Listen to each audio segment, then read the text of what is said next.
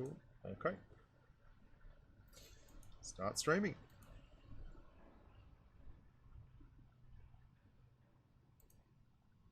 Well, hello there, humans, hippies, earthlings, whoever you are, wherever you are, whatever you're doing, and whoever you are indeed lucky enough to be doing it too. G'day! How you all going, guys? Welcome to Monday morning in Australia, Sunday evening in the United States, and sometime in 1973 in Central Europe, which is all well and good, but at the present, we're going to be having a look at the Japanese tank line. Now, for those of you who don't know, I've started doing a whole bunch of stuff based on blah, blah, blah, blah, blah, blah, blah, blah. Here we go. A whole bunch of stuff based on this section here, which is pretty cool. Where is that? Blah, blah, blah. Come on, buddy. Come on. Kick up. Too many tabs open, Bushka on Blitz. You are the joke. This section here, the community section of the YouTube page. Now, the reason that's so cool is that it allows me to do things like this full stream where I say, hey, what line do you guys want to look at? And you go, I want to look at this line here, the Japanese go to STB-1. We had about 4,000 votes since, I think it was 3 days ago. There you go. And 37% of the player base that voted wants to see the go to STB-1, which is democracy in action. Which is bloody lovely as far as I'm concerned, and let's get that happening now. My eyes are suffering from a little bit of the 1,000-yard stare, the glare from the screen, so I might have to turn the screen down as well. It's a little bit too bright. And that's how we're doing things these days, which is really, really cool, and it's been really positive and overwhelmingly a good thing to have that happening that way. It's meant that you guys get to have a bigger say in what goes on channel. You guys get to have some kind of a process, and it's really, really positive. It's been great for the channel views too, by the way, I might say. We've had a lot more people, well, not a lot more, but there's been an uptick, a noticeable uptick in the amount of views per 4 weeks. I think we're up to about 540,000 per 28 days at the moment, and about 1,600 and something subscribers, which is good. That's good, solid numbers. Anything 500k plus is above the grade, and anything around 1,500 to 1,600 makes me a happy camper. This is going to be an interesting review, though. This line is... Oh, there was something else I wanted to put on screen there. Now, I just completely changed up a whole bunch of stuff on OBS. Now that's the streaming software I use.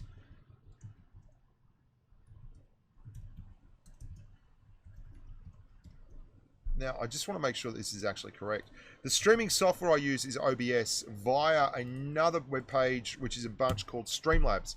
That's why there's this Streamlabs All-Star thing down there at the bottom of the page. I get like a hoodie and other stuff and free things for games and all that kind of thing. And I've got to advertise that at the same time. That has to be moved. The bio stuff has to be moved, and it has to be larger. Yeah, that'll do. Oh, look, it's working. That's the Streamlabs software. Oh, technology in action. Where do I want to put that? Do I even want to put that anywhere? Let's just make it small and have it sitting above my glorious chrome dome. There we go. If someone gets desperate, they can't. That does absolutely nothing for no one, doesn't it? Let's put it down there. I've got a black t-shirt on, so that should even help with the resolution. Thank you very much. Good-looking bridesmaid. Woohoo! We're going to get our first test of the Streamlabs donation. Here we go. Will it work? Power to the people, Bushka. Right on, baby. It's working. So how you all doing anyway? Good to see 153 watching on YouTube. Apparently no one is watching on Twitch.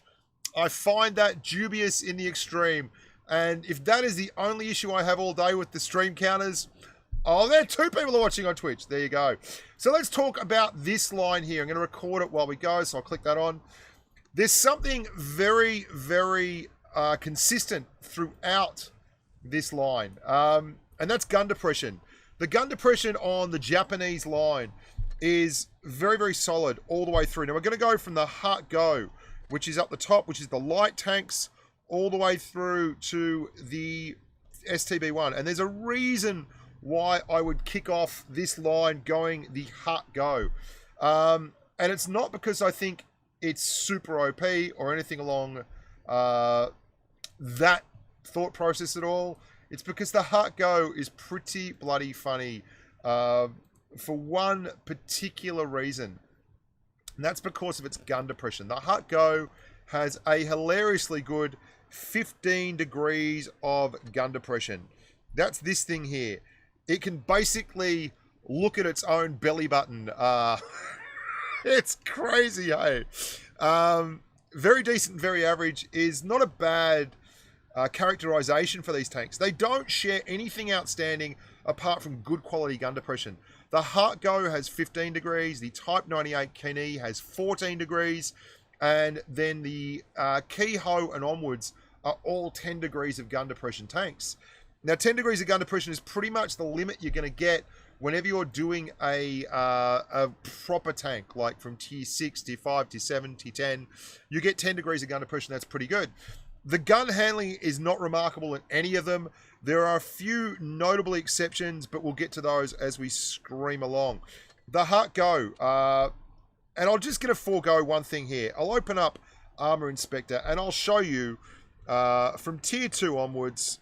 Let's have a look at light tanks, Japan, and here we have our mate, the Type 95 Hut Go, and we'll make the shooter a tier 2 tank, right? Let's just have it as the Valentine AT firing heat, whatever, doesn't matter.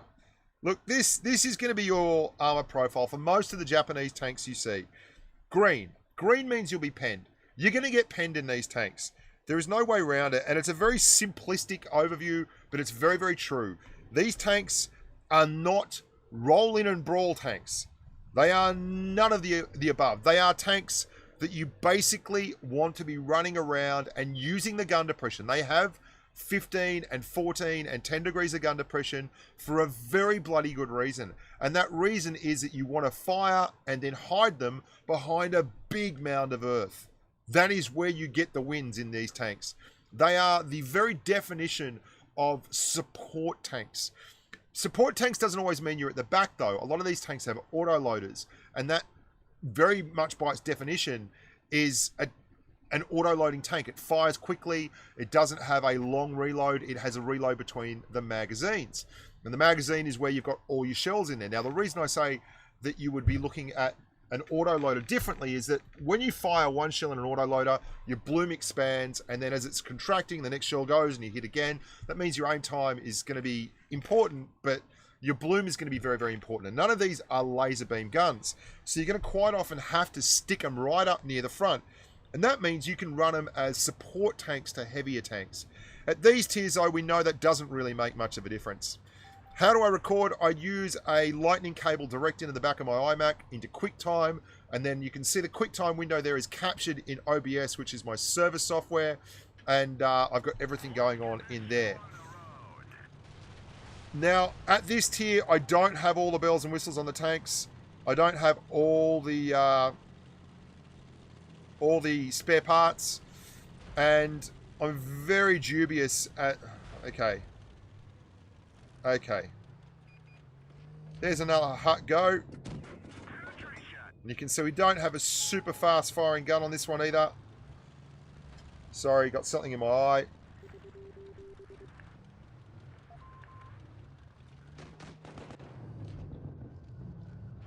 Oh, dude, I got an eyelash in my eye. Emergency! Emergency! Oh, get the crew in here. I can't see. Oh, it's a disaster. Okay.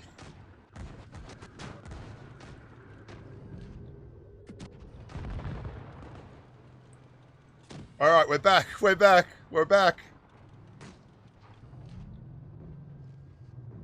And you can see that Renault 35. He has some legitimate armor on him. Now, we should be able to HE pen that guy there in the top of that. We can. There we go.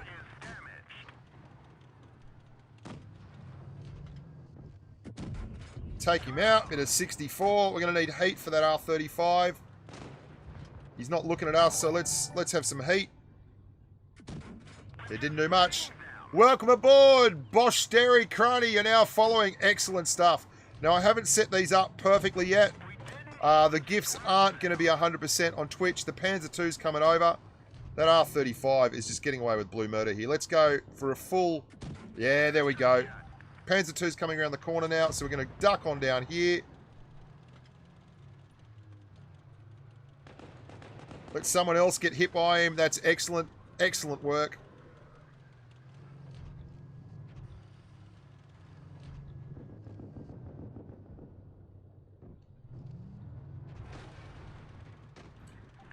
Ahoy, says the R35. So he knows what he's talking about, this kid.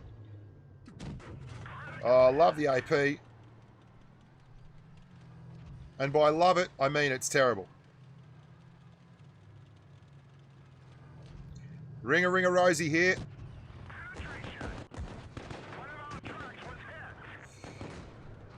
Well, he's playing in an altogether far too competent manner. And would appear to be looking to shoot me. Almost exclusively. No, he's changed his mind. Tracked him. Dacked him. Well, he's coming forward on the reload. That at least is a positive.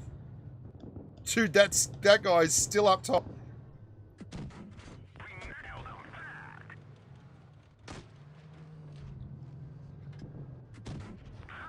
The penetration values on the gun are pretty crap.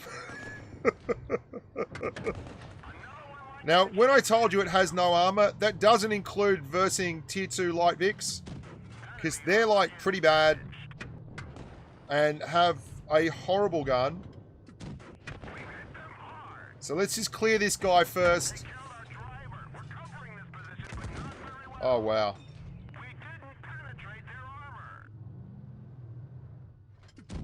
There we go. Yeah, yep. Oh, these pen values are outstanding. They're really exciting me.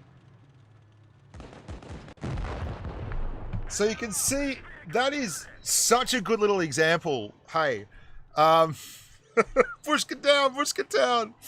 It's such a good little example of this tank and the issues it has, right?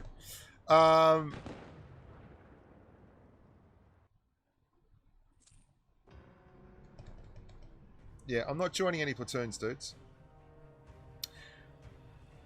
A lot of the time there we were hitting other tanks and in the side with AP, and it wasn't going through because the pen on a lot of the Japanese tanks is not amazing, okay? It's got 38 millimeters of pen on its AP, so if you hit a track or something at this tier, that's not going to make any penetration noise at all. And if you actually do that with the STB-1, its tier is also kind of underpenned. Even STB-1 all the way at the tier 10. We'll get to that anyway. Yeah, the equipment slots of pen is probably not a bad idea. I think that's actually a very good idea for this tier, because you also have heat, and that means you get 10% bonus to your heat pen, which is pretty important at this tier as well. And that's a commonality through a lot of the tanks at this tier. Here we go, Copperfield. Can't get enough of the copper. Loves the copper. Copperfield. I'm on NA at the moment. Amigos. Oh, they're only talking about nerfing the Jaegeru's heat, guys, and it was kind of busted with the 10% decalibrated shells. Jaegeru's heat was doing 460 millimeters of pen. And that means that when you fire into IS-7s, you can literally pen their turret hull down, which is pretty stupid. Yeah, true, Rogue Gen. The STA-1 is an exception to that rule. Hello, Rajnish Singh. Welcome aboard.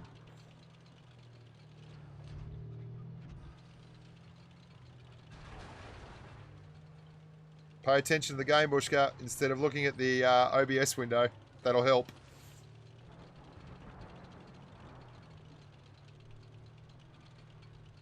So I'm going to bite. I'll have a little snooze out here and have a look.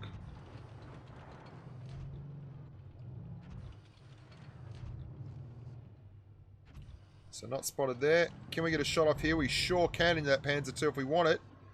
We'll take one into the light Vic, I think. Oh my god, I forgot about the shell velocity. Shell velocity on this tank is atrocious.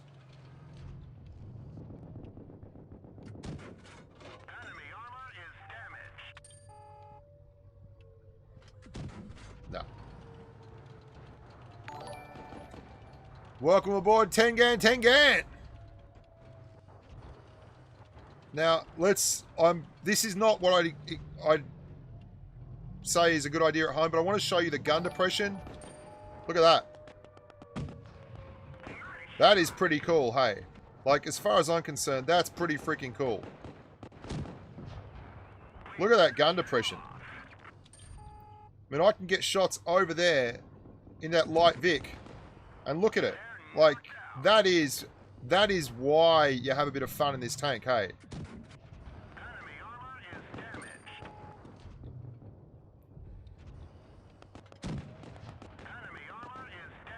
It's literally able to, like, it's an elephant drinking water, hey. It's just pretty crackers. So that's the kind of gun depression you're looking to utilize, and pretty much throughout the line, that's where you want to be with it. You want to be doing that the whole way through. I don't know what this guy's been doing, but he doesn't have the auto loader, so he's got the single shot. That's better for us, I guess.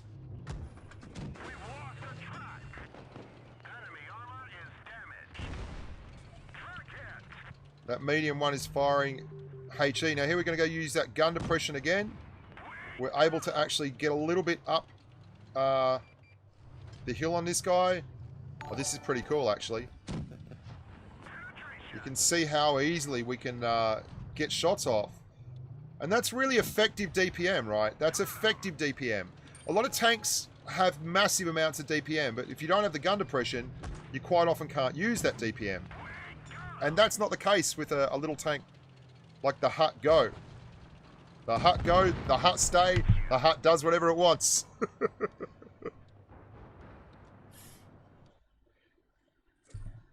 So we go, second class, 1,080 damage. Excellent, excellent, excellent.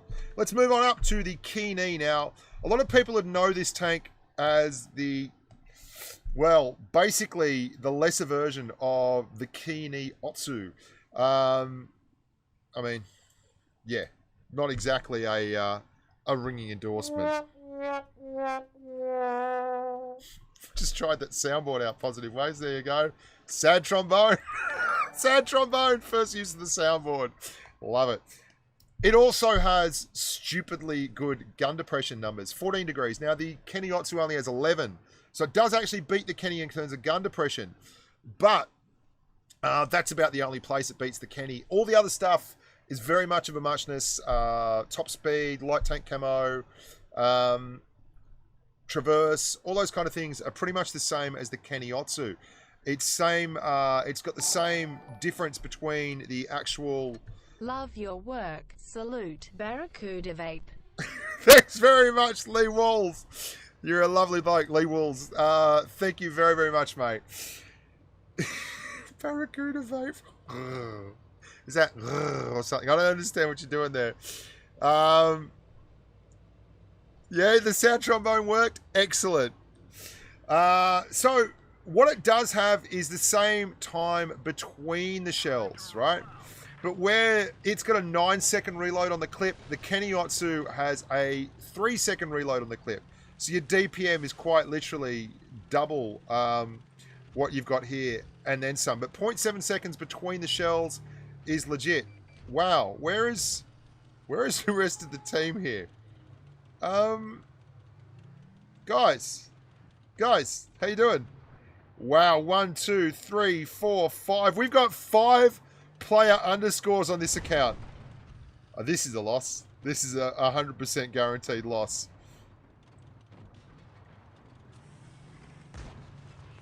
Then the rest of the team is literally, let's just get out to get this one out of the way. There is no one else from our teams even left spawn. This is glorious. Oh, dearie, dearie me. The crowd is going wild. Oh. Crowd is very, very happy. You can hear they're all very, very excited. Lots of people here. Hard to hear. They're all moved up with me. Come on. Okay, that's not going to work. That's a bad use of the soundboard. Far better just to stick with a sad trombone, hey. There you go.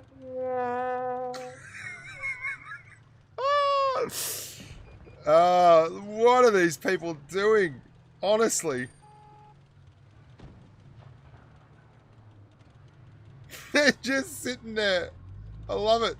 Someone's going to come and YOLO me in a second. Oh, look. Shoot him. That AMX. Fancies your chances.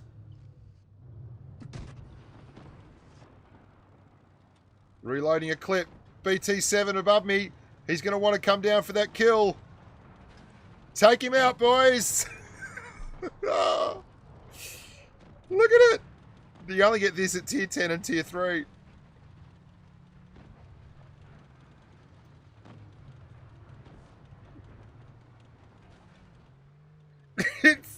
Yeah, that's right. If they all pull their resources together, maybe they can become one single 183. Kerry Hart. I've always done well in the Type 61. I've always done well in it. I legitimately have had well over 60% win rate in that tank all the time. I just know that you can do what the Type 61 does in pretty much any other tank from the back. I digress. What is this? This is hilarious. I've just been spotting damage the whole time.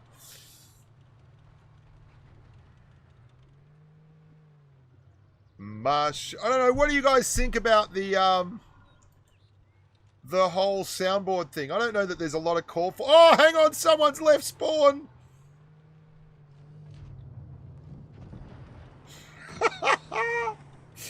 The enemy have grown frustrated with the inability to actually hit me.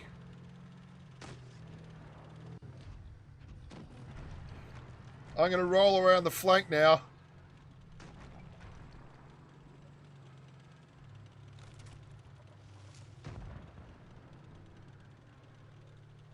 Let's see if I can sneak up on their Martyr 2.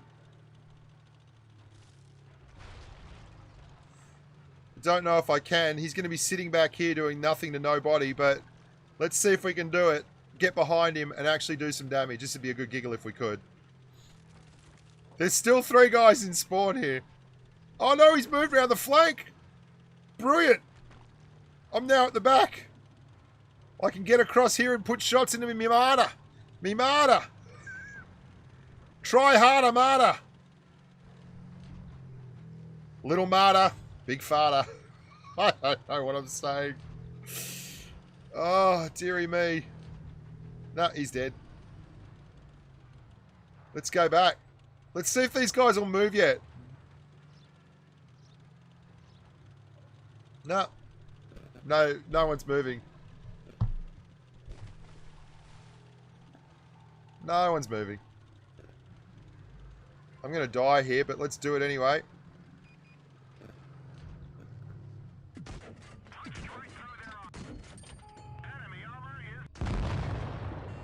Well done, Peekaboom. Let's see if this bloke can Kolobinov against these 3 nupties. He could do it too. They're so bad. If they go up one at a time, and if he can get past this Martyr 2, he might get this done. If I don't get massive amounts of spotting damage for this, there is something wrong with humanity. Where is he going? He's been up top the entire time. Dude, on your right.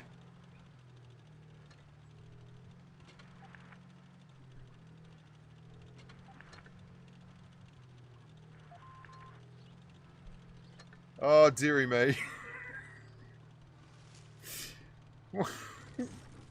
Where's he? Where's he going? There's only 1:16 left. Why is he capping? I don't know. I don't know. I don't use the PC version because basically 85% of the player base plays on iPad, and it's more. There's far more commonalities doing it like that with this game than there is with the PC version. Plus, it's just really easy and mobile and easy to record like this.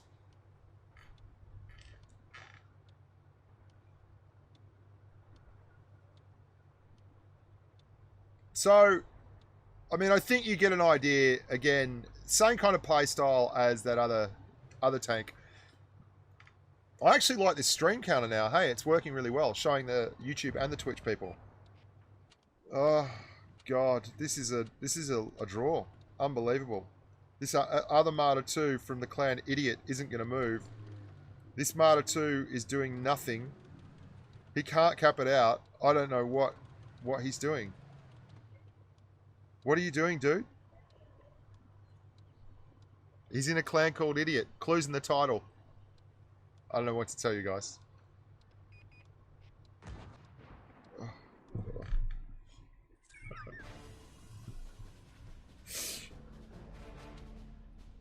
Four enemies spotted, 441 assisted damage. Yeah, let's move to tier 4, hey? That's enough. I can't take tier 3 anymore. That's a tough old gig. Tier 4. Okay, we have the Type 5 Key Ho. What's good about the Type 5 Key Ho? Well, again, we've got 10 degrees of gun depression. The gun finally starts looking a little more sensible. You only have 2 guns. You grind up through the stock gun. That's all well and good. Let's have a look at the Type 5 Key Ho in Armor Inspector. And you will see that's the Electo. That's not what we're needing. We need the Type 5 Key Ho. There we go. Again. Yeah, green. Green. Let's use the AP or the HE. No, let's not go with the Electo. Let's go with a medium tank. Thank you. The Matilda. Yeah, you're all green, right? You're just green. You're completely green. You're all green. There's nothing good about it. You're green. Armor on all these tanks is just pants. It is literally pants. If you're looking for love, and you're looking for love in form of armor, which is all red, then you are looking for love in all the wrong places, amigos. In terms of the actual tank itself, no armor. Mobility, well, you do get to 50 kilometers an hour and you have mad traverse skills. 70 degrees of traverse and 40 degrees of turret traverse and 10 degrees of gun depression. You have a 57mm gun. Armor penetration numbers are not fantastic. I would be tempted to run it as... Here's the issue. You really need a lot of time on target to output your damage. And you've got 57mm gun either way. The difference with the guns, you get more penetration with the actual top gun, but you get only 1.66 rounds per minute more, so it's not exactly a big upgrade with the guns. You do want that top gun, obviously. That is the first thing you should probably get. Let's just have a battle in it. Oh, one other thing I want to mention with these tanks, hey. The camouflage scheme on the Japanese tanks is gorgeous. The Cherry Blossom and either Cicada's Songs or Forest of 1,000 Souls. I prefer Forest of 1,000 Souls.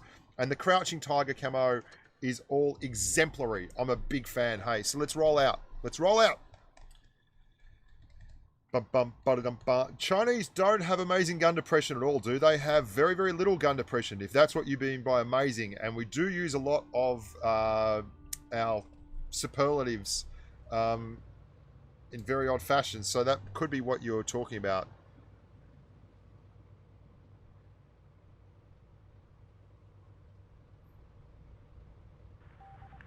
So we're looking to use our 10 degrees of gun depression. We're looking to use our high rate of fire, and if we're using that, we're kind of needing to pirate damage off other tanks. Now, the reason that's tough at this tier is because no one's really got armor, and that Panzer 4D is an outstanding tank, by the way. I love that tank. It's got a proper 75mm gun, 160 alpha. It's a lot better to be outputting damage with a bigger alpha gun at this tier. The reason being that you have to spend a lot less time on target, so you can peek and boom. That tank has 10 degrees of gun depression as well. It would be my pick as a seal clubber at this tier. Far better than this tank. But for all that, this is the girl we brought to the dance, so let's dance with her. Trying to use the 10 degrees of gun depression there. You can see I'm setting it up. That little bit you can see on the screen, just about halfway up over there. There we go. At that level, just below the reticle. is where you can get the gun down to. You can see it meets there. That is something a lot of people don't realize. Now that Sentinel, he actually has a little bit of armor at this tier. He's pushing up. There's a looks there. We're going to go and use the looks. The looks of love is in your eyes. They've got a couple of clowns in spawn. Let's take no second invitations to start putting damage into these boys. Try and pick one target and stick with him. And you see, straight away, your turret and your hatch are terrible.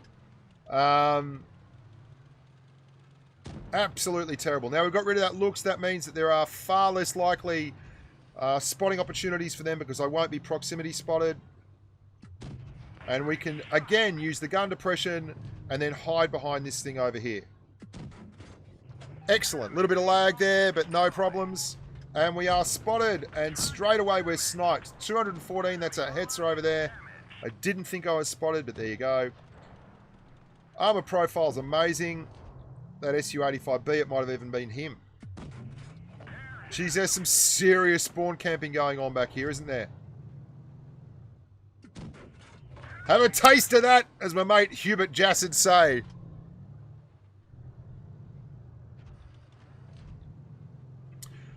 I'm actually going to be looking at getting the Elgato Game Catcher card, the 60 FPS one, just so that I can start playing a little bit of World of Tanks PC as well and spicing up life with that. They will be humorous looks at the world, though. They will not be serious looks at the world. There are still 2 tanks unaccounted for. I would suggest they are all the way over there. Oh, no. I'd be wrong if I'd suggested that. They are right there.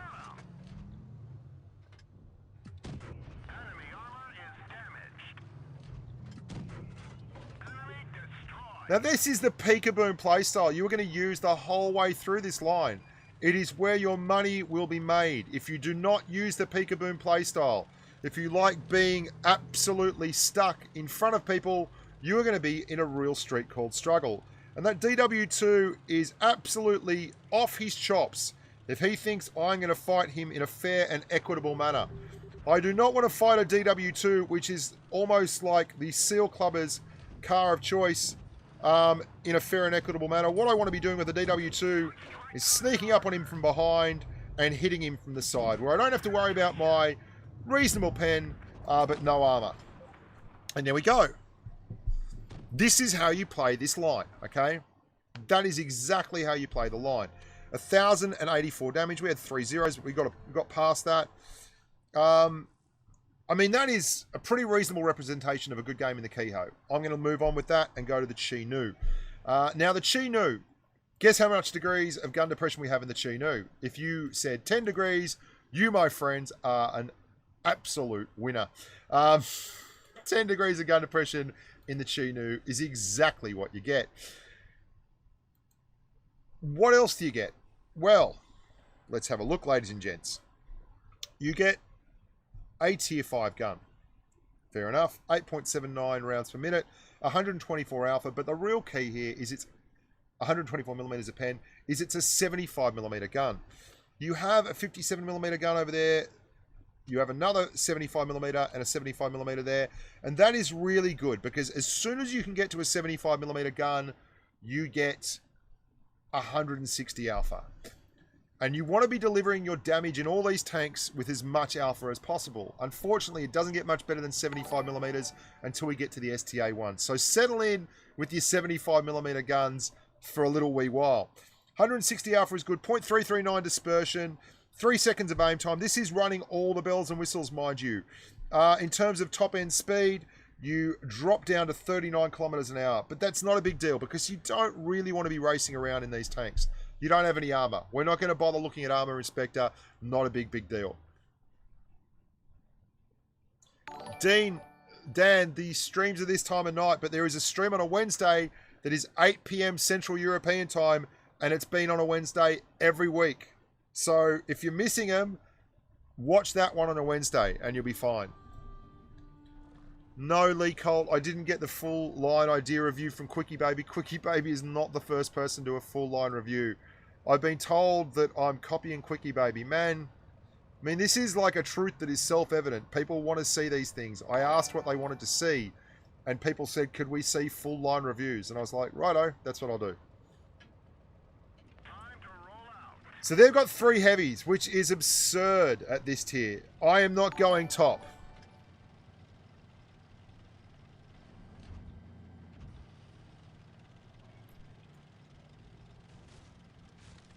Quickie baby is not my son, you grub. Stinky fruit roll-ups, you have a lot to answer for. You can see straight away mobility-wise, we are not super quick. We do have 10 degrees of gun depression. So what we want to do with that is kind of find spots like this over here where you can edge up and look to the left and maybe use that gun depression but not expose yourself completely.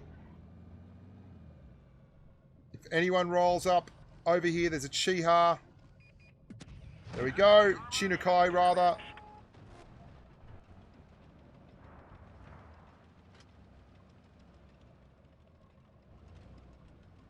Again, just peek-a-booming. Remember, guys, when you're playing these tanks, Blitz is 7 minutes long, right? So you have plenty of time to actually put shots in.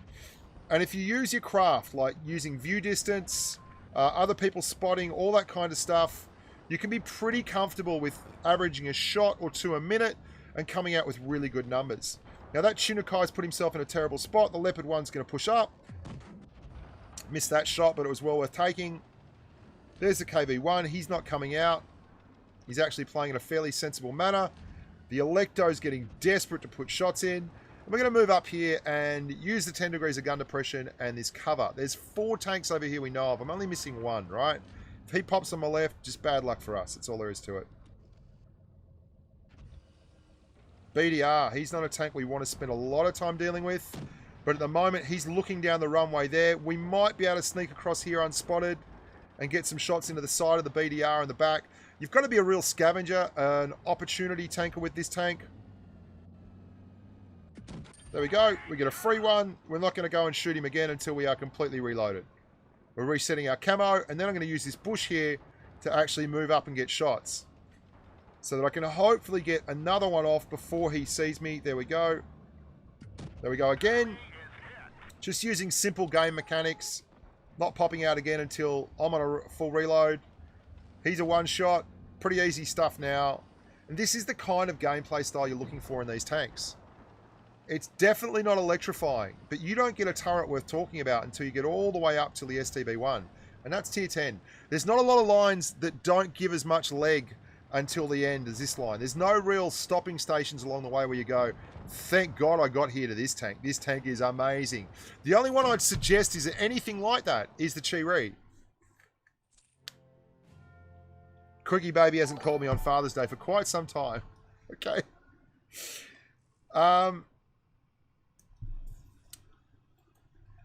The Chinukai, look, its DPM is reasonable.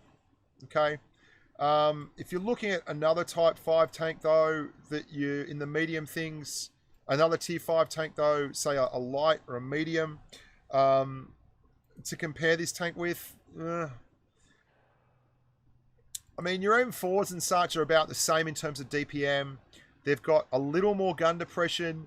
They've certainly got a touch more mobility, I feel. Not quite as good a gun handling. I compare them with a little bit on the lower side than the American M4. Okay, that's probably your best comparison. Let's have a look at the Cheeto, because really, I mean, this is where things are going to start getting interesting as we move up. Only 2 guns. Again, 75mm. That's the calling card of these tanks at the 5, 6, and the 7 mark. Okay. 10 degrees of gun depression. 155mm a pen, though. Now, that's fairly reasonable for a medium tank's penetration-wise. Pretty honest gun depression numbers. Pretty honest penetration numbers. 3.2 seconds of aim time. 0.349 dispersion. You can certainly make a little bit of a case that the gun is reasonable and equitable and fair. Let's have a look, though, at our actual... No, don't want to swap. Where's the target? Let's go to tier 6. Here we go. Cheeto. 10 degrees of gun depression. No armor. No armor. No armor whatsoever. You got no armor. Okay, again, with the no armor. The armor profile is not going to be interesting to look at until we get way the hell up the line, right? Way the hell up the line. The Chi-Nu is not a bad tank. None of these tanks are specifically bad. They are just very much pigeonholed as intelligent play support tanks. You can get away with playing them close to the front line, but in that last game we saw, we didn't have a heap of heavy tanks and we couldn't really do that, right?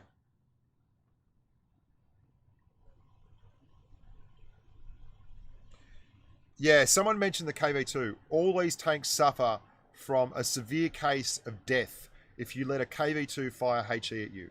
If you do that, you deserve what you've got coming to you, because the KV-2 will clean up your entire hit point pool. And that's no joke. That is legit on the level. Oh, Snake Eyes! Maxi! Just skip first 9 and go to SPD, STB. The rest of crap done. There's our little storm cloud. Everyone say hello to Snake Eyes. Zolotto, that's him in the chat. G'day, Snakey. Where are you watching from, mate?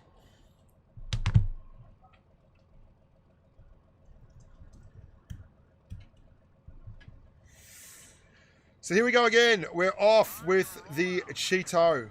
Now, there are some good positions. It helps knowing...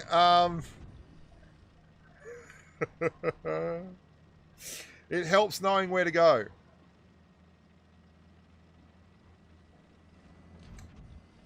So this Leopard 1 has taken the position that we would most like to be involved in, which is a bit crap because he has a crap gun for there, so I'd love if he relinquished it. We're trying to get some shots off before the... we're spotted. Because we have to go up sideways and there's someone over here already. T-3485 has a nice big 200 alpha. We don't want to get involved with him. He can stay there. This Cromwell's isolated. You can see straight away the mobility on the tank just is not amazing. Buddy, what are you doing?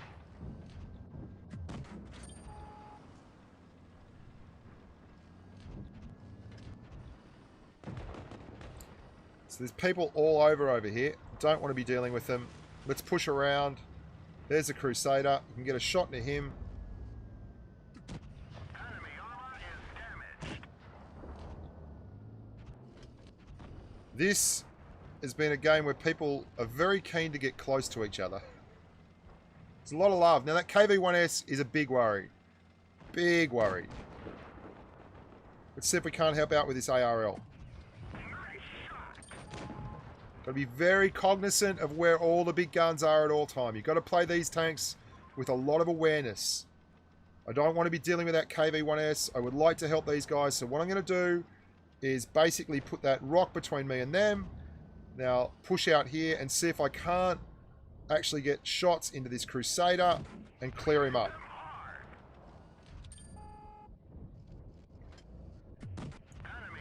He's on 9. These guys behind me look like they've got that section of the world sorted out. A little bit of lag there. So just helping out. T-3485 is actually a tank I'm quite worried about out there.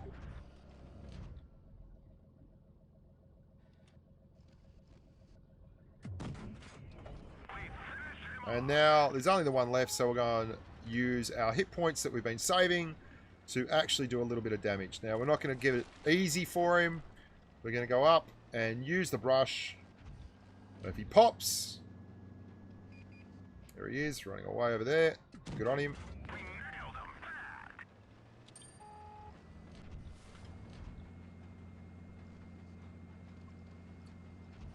If you want any of this action, baby, you're going to have to pay full freight, I'm afraid. Sweet red.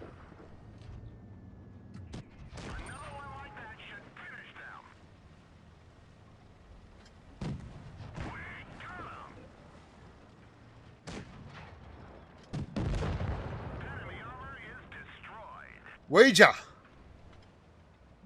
Awaken awareness on Monday morning. Zolotto, where are you? Maxi, where are you? 1279 damage. Again, very straightforward, right? And that's the playstyle really for the Chi-Nu, the Kiho, the Chi-Nu, and the Cheeto. use the gun depression, move around the battlefield fairly happily, and get things done. Now, this is where it gets interesting, right? The Chi-Ri, I'm going to run this with the autoloader. I think the autoloader is an absolute must. This can be a devastatingly effective tank, right? And there's a reason for that. I don't need that much. There we go. The reason for that is quite simply the autoloader. The autoloader has a 1 second shell reload time. So that means you can get fire, 1 second, fire, 1 second, fire. 2 seconds for 3 shots. 480 alpha over 2 seconds is really, really good.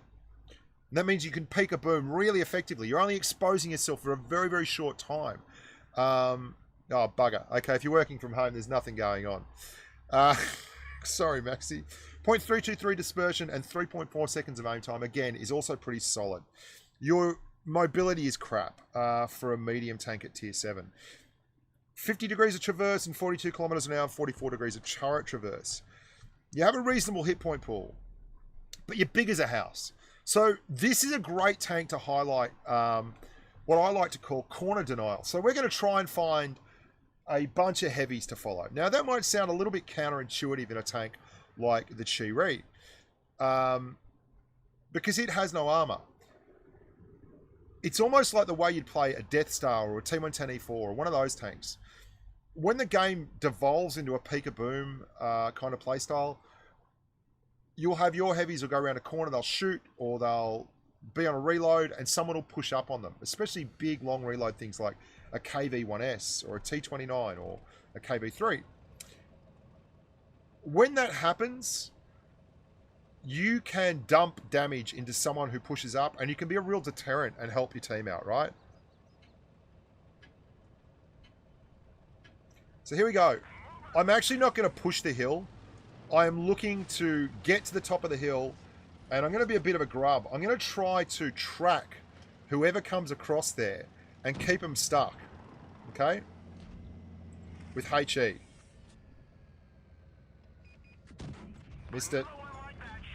Didn't track him. Unfortunate. It's just how it goes in the big leagues. It can be hard to do because it's got such crappy HE pen. Such crappy HE caliber. It's only a 75mm gun.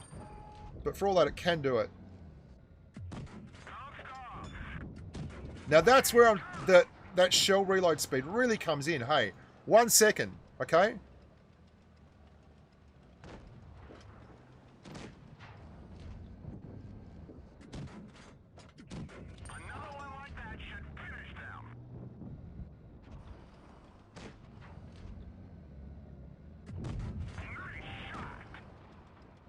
So being very delicate here.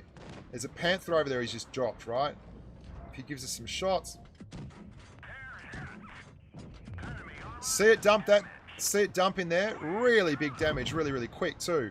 Got to angle up quite hard here. We're going to get pushed on very hard. Be good to clear some health off that bloke.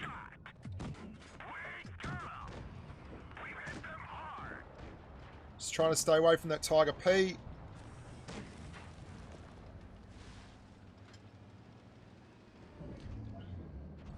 We don't have a lot of health here. I'm going to have to drop down, or I'm going to take an absolute flogging. Oh, stuff it. Let's try and clear this Tiger P really quickly. Good stuff. Nice work out, Tiger P. Really nice work, mate. Because we've got a whole bunch of tanks on the left and no one really holding here at all.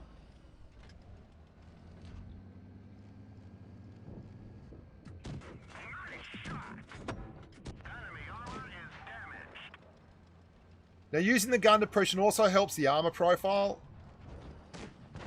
You can be a little bit aggressive with it, but you don't want to get stuck. Geez, our Tiger P's done well there. Really has.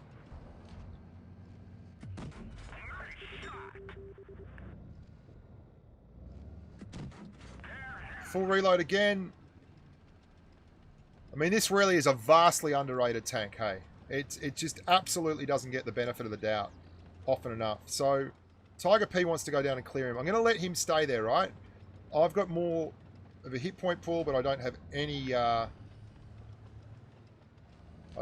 armor at all. The SU-100Y can really put the hurt on me, but if this SU-100 pushes up, he's in strife. If that T-43 makes himself known. I love the no-scope. It's a problem. It's a problem, I'll admit. I love this no-scope. Why do I load up so much HE in the Chi-Ri? Tell me why not to, dude. Does it look like I could possibly run out of ammunition in this tank? Seriously. That SU-100 has to be here somewhere, hey. I know the SU-100Y is down there somewhere as well. But I should be out. If he's at the back, this is a good move. There's the SU-100. Where is the 100Y?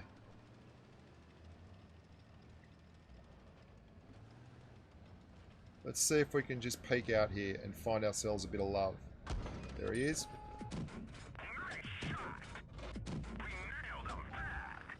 Mate, I can't take another bunch of that.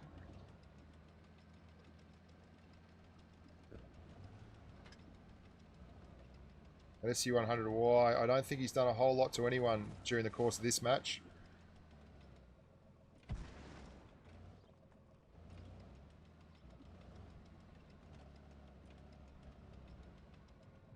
What is going on in there? Johnny, are you in the, what's that? What's going on?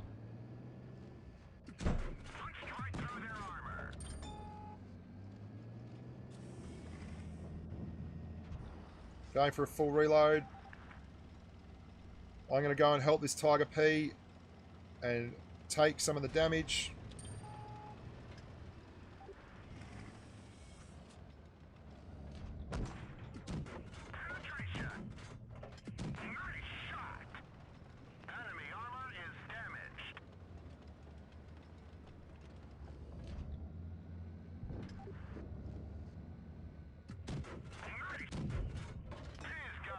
There we go, that's the Chi-Ri.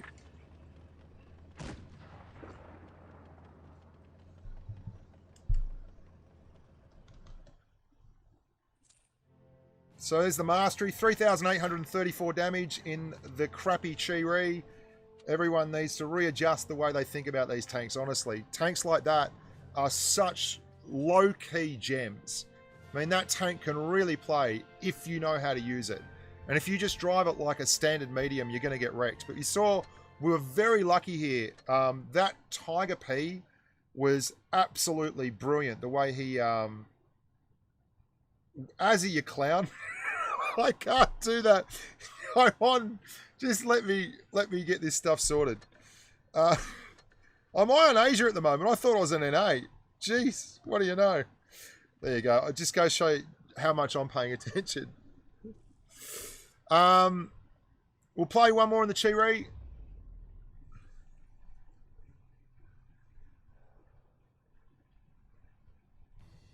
Stickbot on Blitz. The Chi-Ri doesn't suck. People suck. I can't tell you how many times I've had people tell me that a tank sucked and that I don't know what I'm talking about, or a tank was great and I don't know what I'm talking about.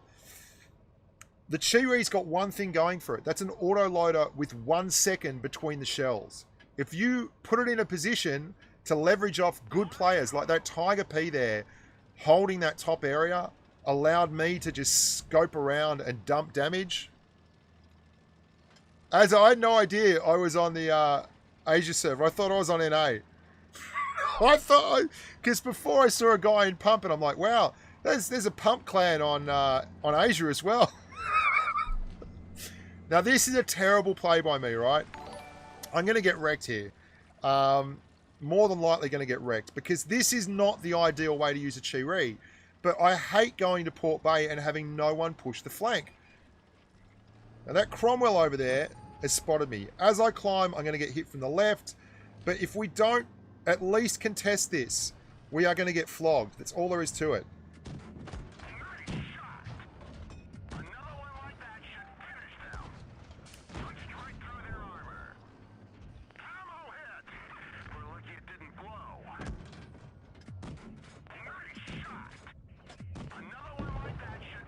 Cost us a lot of hit points to get that thing, but If that Cromwell was allowed to just sit out here untouched, it could have been an absolute loss, right? So that's a hit point trade that I was willing to make.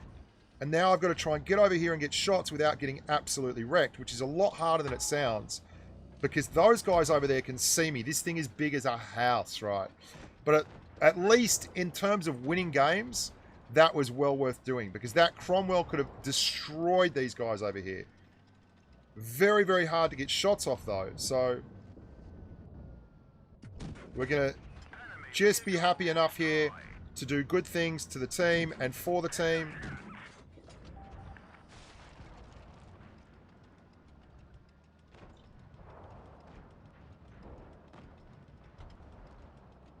Yeah, there's an awareness shining through. Yeah, I've got 130 ping, don't I? I didn't notice. And then we see your true colors shining through. Blind shot. Ah, no joy. Just a hint for young players, please. If you are playing on Port Bay and you're in a medium, can you just clear the flank like I did there? Even if you don't have a massive game and you don't do really, really well on it, right? I think the Chi-Ri is pretty strong. I don't know it's the strongest autoloader in Tier 7. You can dump 400 alpha in a Helsing really, really quickly. Like, as in instantaneously. Have better mobility and a hell of a lot more armor.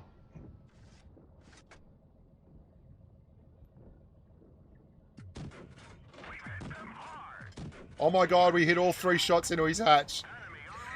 At what kind of range was that? Like 300?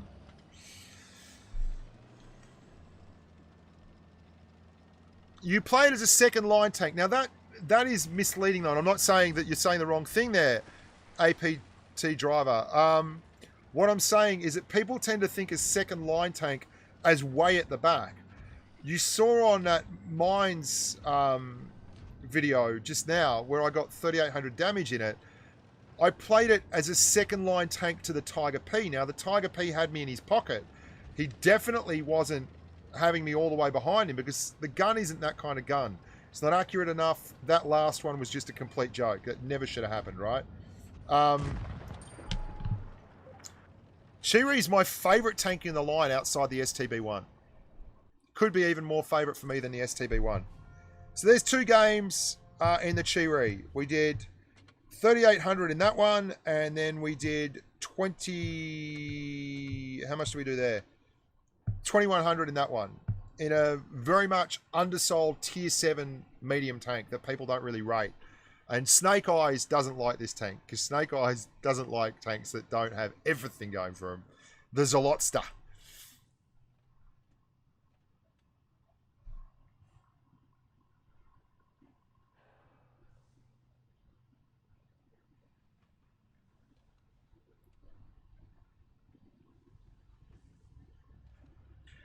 The other Tier 7 medium autoloaders, you have the T71, which I had a 4K game that I put up on channel on Saturday, I think.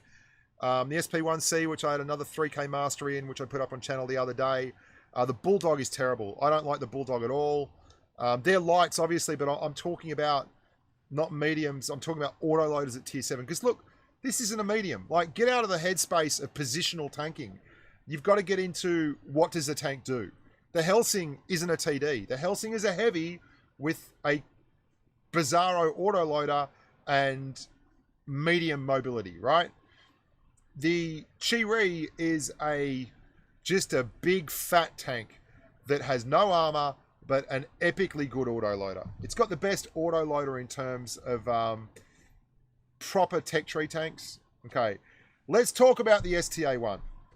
Let's move on. What's it got going for it? It's got a 90mm gun. Finally, we get a 90mm gun, right? 10 rounds a minute. So there is such a generic tech tree at tier. I'm going to talk to you quickly about tier 8 mediums, okay? Let me tell you about some tier 8 mediums. And this is quite interesting, I think, anyway. There is a real generic feel of tier 8 medium tanks, okay?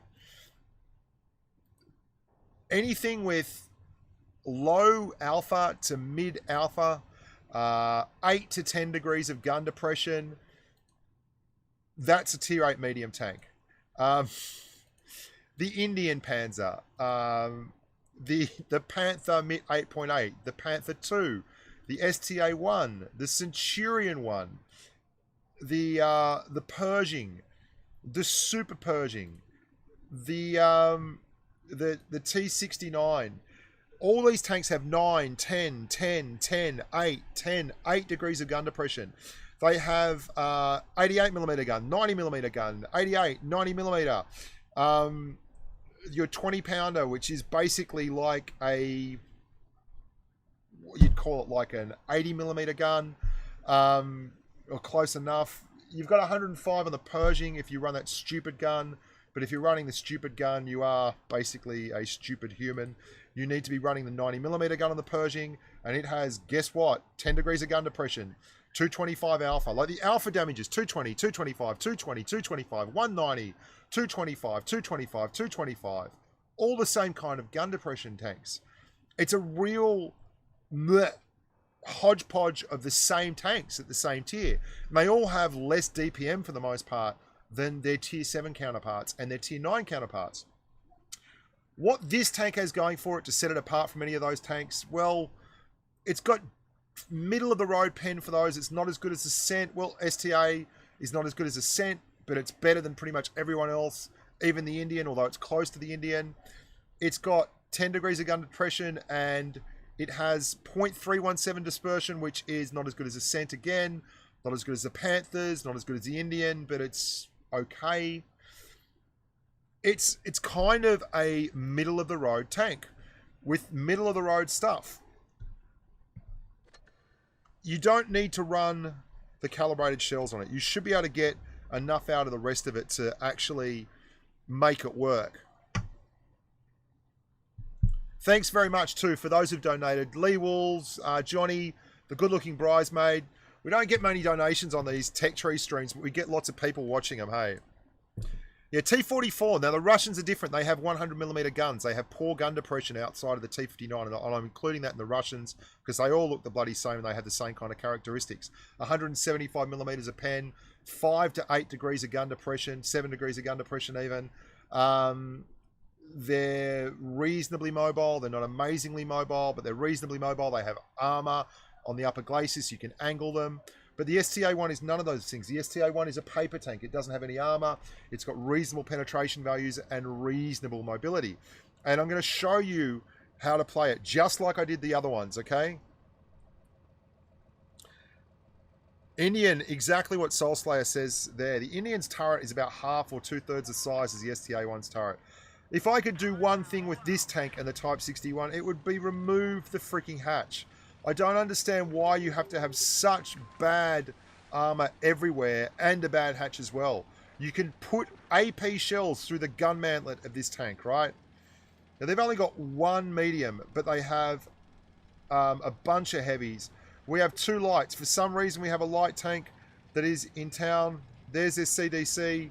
So we know at least that they're out here. The CDC doesn't want to live very long. I don't understand what he's up to, but we'll accept his hit point. Yeah, okay, CDC, righto, whatever.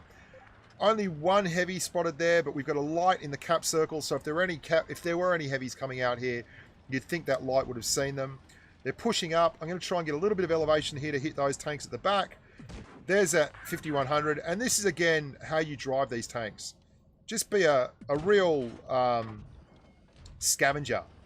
So 3 of them are pushed up. We're still missing the Borsig. That would be why that guy got hit for 1,007.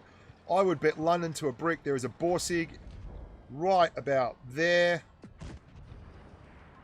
If there's not, we'll have to just, you know, go onwards and upwards. So that AMX CDC, like so often is the case in these kind of situations, has pushed up and absolutely ruined the structure of our team. There's an IS coming here very, very quickly, I'd suggest. He's pushed out to the flank. Are they in platoon? No, they're not in platoon. There's the Borsig he's spotted, so I'm happy to go out here and push into that IS.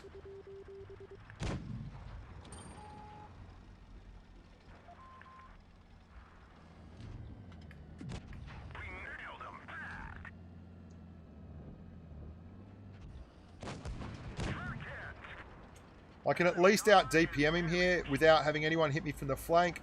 And that might not be a great hit point trade, but it's a better one than I'll get if a Borsig gets a look at me.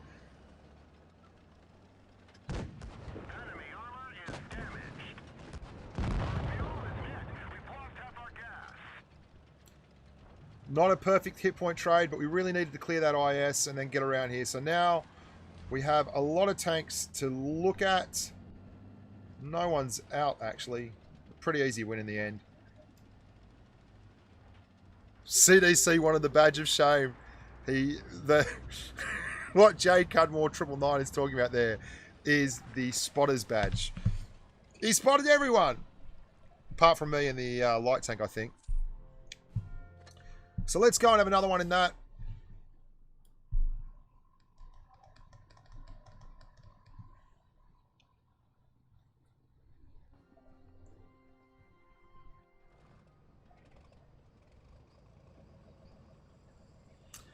Yeah, one of the problems with this tank is just that there are so many tanks that are the same as it at this tier. And I'd prefer to drive a Cent. I think the gun on the Cent is glorious with that amazing pen. But the STA-1 still has a lot to offer if you know how to drive it. And you'd hate to think that people would just free XP this tank. The one that's kind of tough is a Type 61, but we're going to drive that very similarly. And it gets a 350 Alpha finally. Again, you can see I am going to be very, very conscious of where tanks are around me and ahead of me.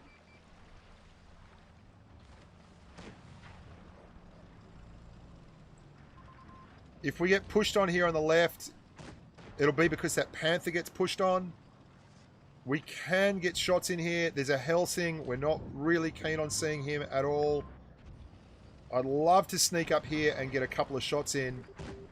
See that shell there? I'm not sure if there's someone in there at all. Like, that's generally the spot you'll find people will camp. There's a Panther. Okay, let's work with this 62.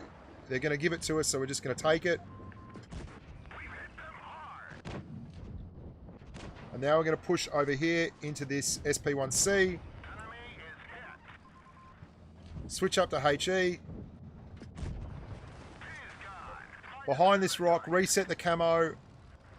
Panthers down there. Someone will peek here. I guarantee it. Someone will peek here and come down. They can't help themselves. Yep, there we go.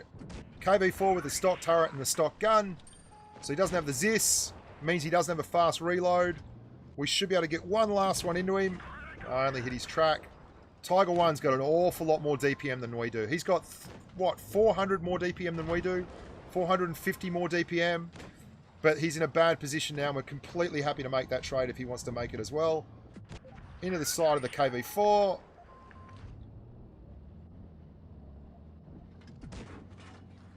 Very much by the book stuff. Not a lot of risk involved. Not a lot of crazy stuff, and that's a good team. Like, we wouldn't have done that easy all the time. And it's funny, isn't it, how these things go? We've had a lot of wins so far today. In the E100 streams, I couldn't find anyone for love or money, right? T20, are you a bot?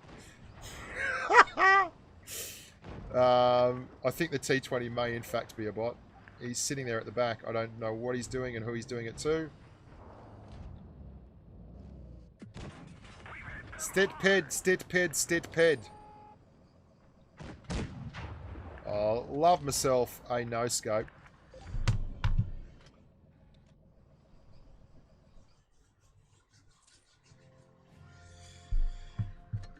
Alright, so we're going to go... You've seen that playstyle. Let's talk about the Type 61. I don't like the tank. I just don't like the tank. I don't know what my stats are in this tank. I've got all kinds of odd stats on here. I don't think I've even driven the tank. Okay. It's a contributor account. So on my normal account, it's over 60%. And it's well over 60% on my old contributor account. But it's exactly the same playstyle. Only it's finally got a tier 10 105mm. That means you can do 350 alpha, which is a lot better. But your dispersion is fair to middling. Unfortunately, you've got the same pen on this that you get on the STB-1, which is bad news for the STB-1. That's 245mm of pen. And you've also got this hilarious Now, this is the ST Type 61. If you're wondering why I say this tank's armor is crap, the shooter on this tank at the moment is the Cromwell, the Tier 6 Cromwell. And that's how the armor profile looks. I mean, this is a joke. You've got a weak point on top of a weak point that a Tier 6 medium can take a shot through the mantlet, right? A Tier 6 medium can go through the mantlet of this gun. It is hilariously stupid. And you still have a weak point on top like that a 183 can do a full roll of Hesh with standard Hesh. TDs can hit you every day of the week. Let's look at your mobility. 48 kilometers an hour, nothing amazing, 66 degrees of traverse and 50 degrees. So you're mobile enough to get around. You have to have your wits around you playing this tank, right? You can have good numbers in this. And you saw me on the STA-1 there. I didn't take a shot, right? Not one shot. And only in the STA-1 did I hit point trade when I needed to with that IS before. You really don't want to be in situations where you are stuck hit point trading in these tanks, okay?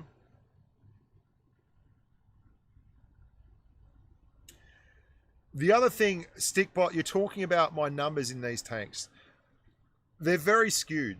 A lot of the time, I'll be doing a lot of count-in streams with these tanks, and the play style is just different. You've seen today when I'm playing seriously, and I'm talking you through what I'm doing, and why I'm doing it, and how I'm doing it.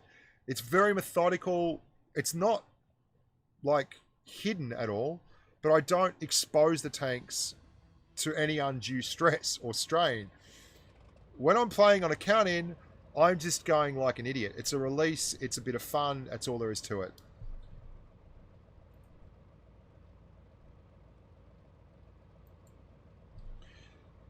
So here we go, up top. We are calling for the top. We have two mediums against us. They are a 54 Mod 1 and a Super Pershing.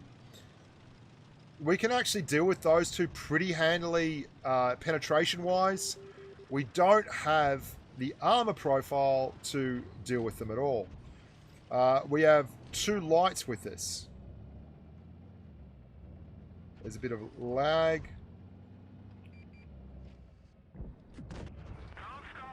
Bounced off. Bit of an odd angle there. Now, the one we really have to watch out for here is people pushing up at the back.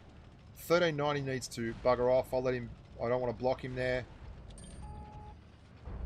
1390, what are you doing, mate? Okay, get out of the way. Right at the back, there will be a waffle tractor or a Borsig or something waiting for a HE shot on me.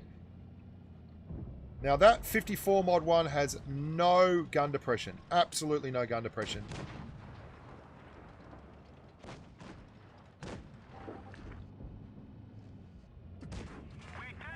I say that I can deal well with these tanks penetration-wise, and then I absolutely bounce shots 3 in a row. Let's go and have a look at this KPF MBT-70, I like to call it. He'd love me. He wants a HE shot on my side. That's why he's waiting there.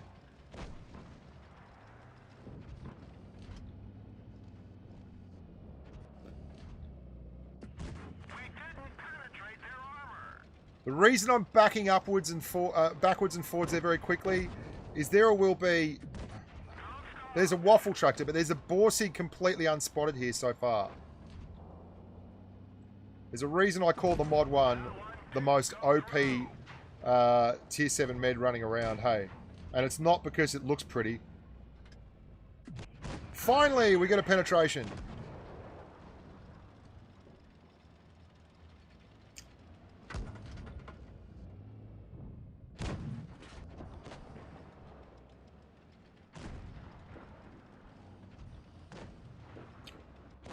I'd love to help that IS-3 with that ST-1. There we go. See how I'm actually using the terrain here? So I'm keeping that KPF MBT-70 away on that angle. I'm trying to keep this Super Pershing away on that angle. And there is still an unspotted Borsig somewhere that is going to come and wreck. Okay, let's see if we can't clear you. Oh my god. That was a hopeful shot for sure, but still. Got him. Wow. Borsig's finally popped at the back.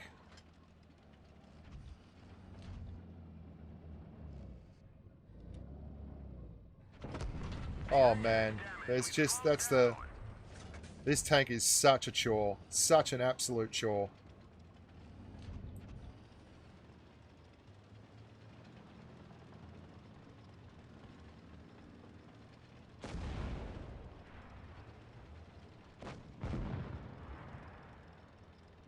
So the waffle took him out. That means that I should be able to sneak around here a little bit. Oh, they're all after me. Whew. 2 wheels, slow down me. I don't need a windshield. Banana seats, can it be on 2 wheels? 800 cash, that's a hell of a deal. I'm going downtown. Man. Not happy days there. 12 hits, 5 penetrations. And that's the problem with this tank, right? You have to spend so much time trying not to get hit. And I was absolutely everywhere to move around that battlefield with the KPFZ-70 wanted HE into me, right? He hit me for 693. He wanted that HE roll. The Waffle Tractor wanted the HE roll. The Borsig wanted the HE roll. So I was spending so much time, rather than getting hit by them, I was open to getting hit by the Super Pershing, because that's the lesser of 2 evils. And so you actually have to make a lot of those choices where you're deciding who you're going to let have an opportunity to hit you. Okay?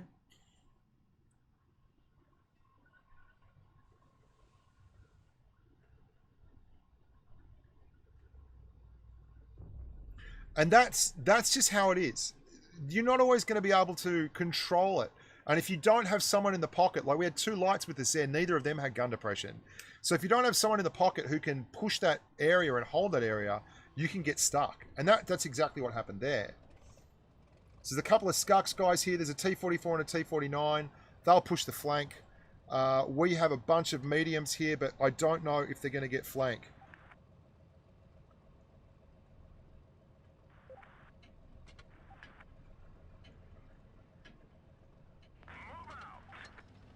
Come on, guys. Move, move, move.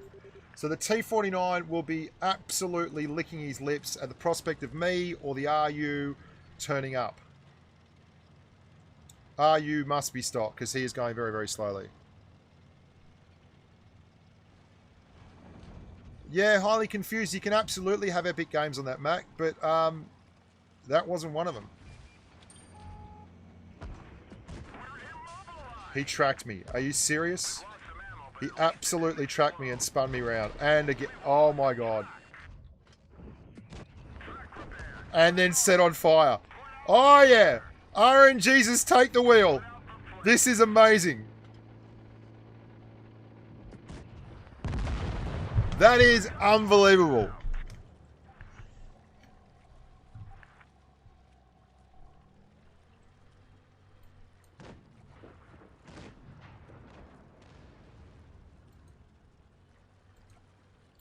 That is horrible. That is absolutely horrible, hey.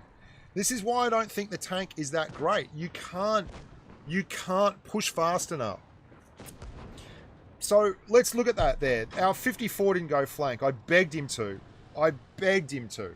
He didn't go there. The RU didn't go the corner. I begged him to. So I was left in a situation where I had to get that corner. And there's a real reason why you have to get that corner.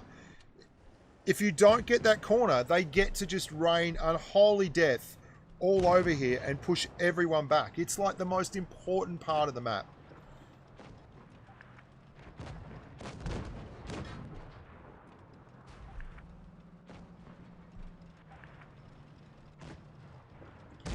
Yeah, Akagi Takabana, I 100% agree. But this is like when I drove the Chi-Ri across there. If you don't get that corner on Port Bay and everyone goes to this flank, then it is a loss. There is no way around it, okay? There is nothing you can do there that will help. You see, we had an RU, a T-54.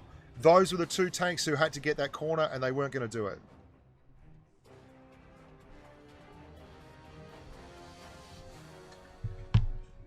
I'll give you a quick look at what I'm talking about, right? And this is not random map. We've already gone past it. Have we?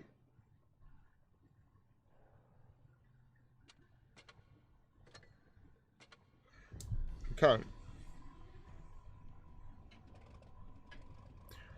Oh, you know, they were, Tank Pro and those guys from Scucks know who I am. They were rushing me straight away. They were waiting for me the whole time.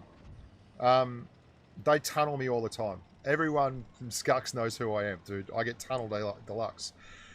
But you have to get that corner. And this is why I stressed and emphasized this before.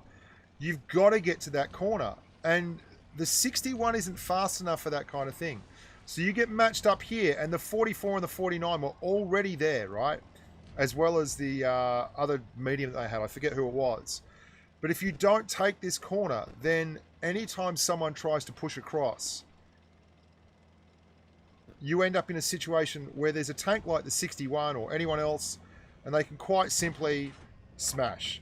And that's why you see 7-0s and 5-0s and all that kind of 5-2s on this kind of map, because mediums go shallow, and they push the shallow area there like our T-54 did, and end up in spots over there, and all they do is prolong the inevitable. They basically then get absolutely rolled from there on in. There's no way around it.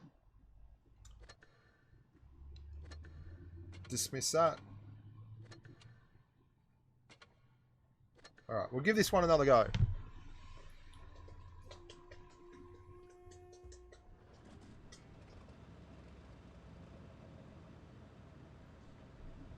And that's the real weakness of the type. You can farm damage in this tank, but you can't really progress the game. And in a lot of maps, that's a tough, tough gig as you progress. At tier 8 and tier 7, you can quite often get away with that. At tier 9 and up, there are some very, very vicious tanks who can make life far more difficult and make it a far more limited proposition in terms of what you want to be able to do with the tank. The Centurion 7-1 does what the type does, but it does it a lot better. It's got a better gun, it's got a better turret, it's got the ability to fire Hesh. Now we're going low here because that IS-5 has no gun depression, right? So if he wants to get shots into me, he's going to have to expose himself, and then hopefully at least the rest of the team can take advantage of his poor play. So we're going to get another shot. Hit it, but bounced it. So the gun's reasonable enough when you've got all the bells and whistles to hit what you aim at, right? Sense push right around here, which is an interesting proposition. And we've got a couple of people in the middle. So I'm going to push down there and look for shots into that Borsig. And he's turned his gun around. I'm not going to use adrenaline here, guys. One of the reasons you'd use adrenaline on this tank is if you get pushed on. But quite often, you will simply not have the opportunity to... Well, hang on. He's not looking at me. Oh, he is looking at me. That's why, because you really can't... And he's not firing. He's going to get hammered. Well, that's all right. Not such a bad trade.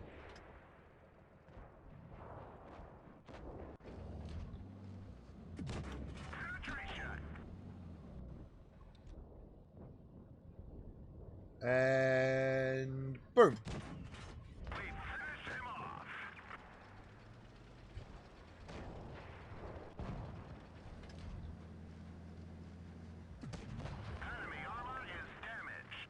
And now we're kind of just stat padding here, because basically the rest of the team is the reason we've won this match. They've played fairly well, and we've just really held that that IS-3. That was about our biggest contribution.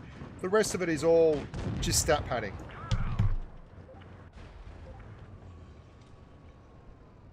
$300 subs but no vids. I'm not sure what you're talking about. So 2,400. Now that is exactly the kind of game that you can reap the reward from with this tank. Now I'll play one more in this and the type, and I'm then going to go to the STB-1.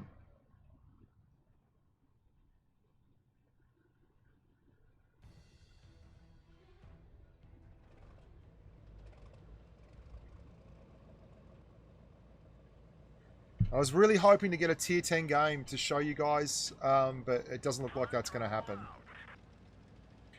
If you take the type on top of the hill and get there, great. But I've got to say, it would be the last place I would take this tank in this game.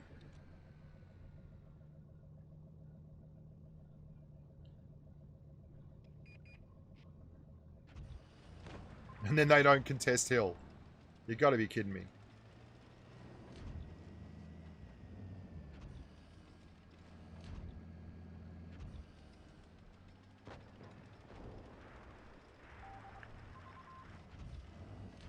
Is he going to poke?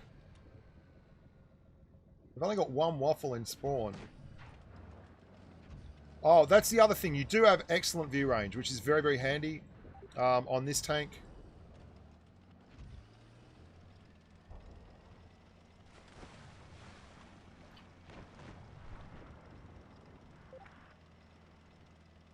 What you'd like to do here is come up behind these brushes and then sneak one over the top and bugger off, but I don't think that's going to happen.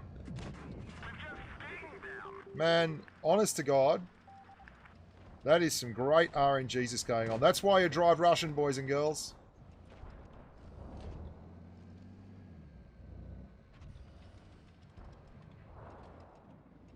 There's an MBT 70 over there as well who I'd like to get shots into.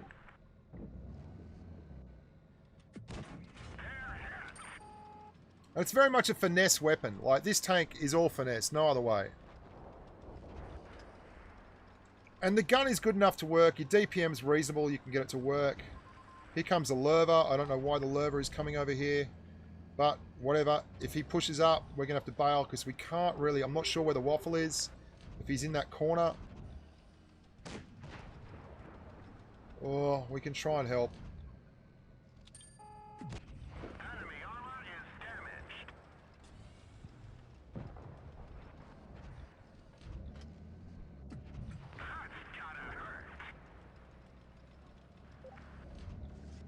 Go to heat just because I want to clear this guy and I'll take a shot from him. Oh, that's alright. He'll take a shot to clear him.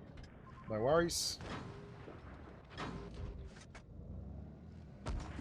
There's the waffle. The waffle's gone all the way to the other side of spawn to get that shot. You're so weak, honestly. The tank, we were lucky he didn't fire HE. If he had a fired HE, we could have been... Now I'm going to watch for the next person the waffle shoots and then I'll push up. If they're going to push that top area... I can't. The waffle's not shot yet. Yeah. And this is the issue for the tank. It really is.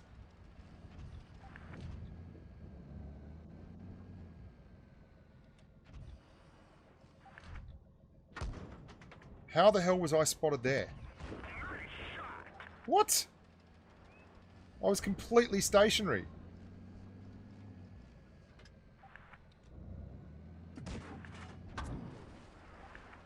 Oh, the waffle tractor who sat and spawned the whole time says easy. And this is why I think this tank is like the worst in the line. It's just unable to press its own suit. It literally can't do it. It just can't press its own suit. Now you can sit at the back and hope that your team's good enough, and I would have been better off just sniping at the back.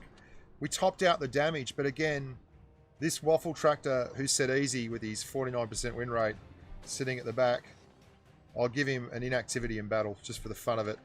We're going on the STB-1. So that's why it's just not that good a tank. Okay, this is for me, that Type 61 compared to its other competition is the worst of the proper tanks in the line. I'm going to show you something else, right? If we look at mediums at tier 9, I can do what I was doing with that tank with so many other tanks, but they have either better DPM, better mobility, better penetration, better armor, all round. Like this tank here is a far better version of the Type 61 than the Type 61 is, right? So you're basically unable to press it with that tank. You can get a decent win rate in it. There's no denying it. You can definitely get a decent win rate in it.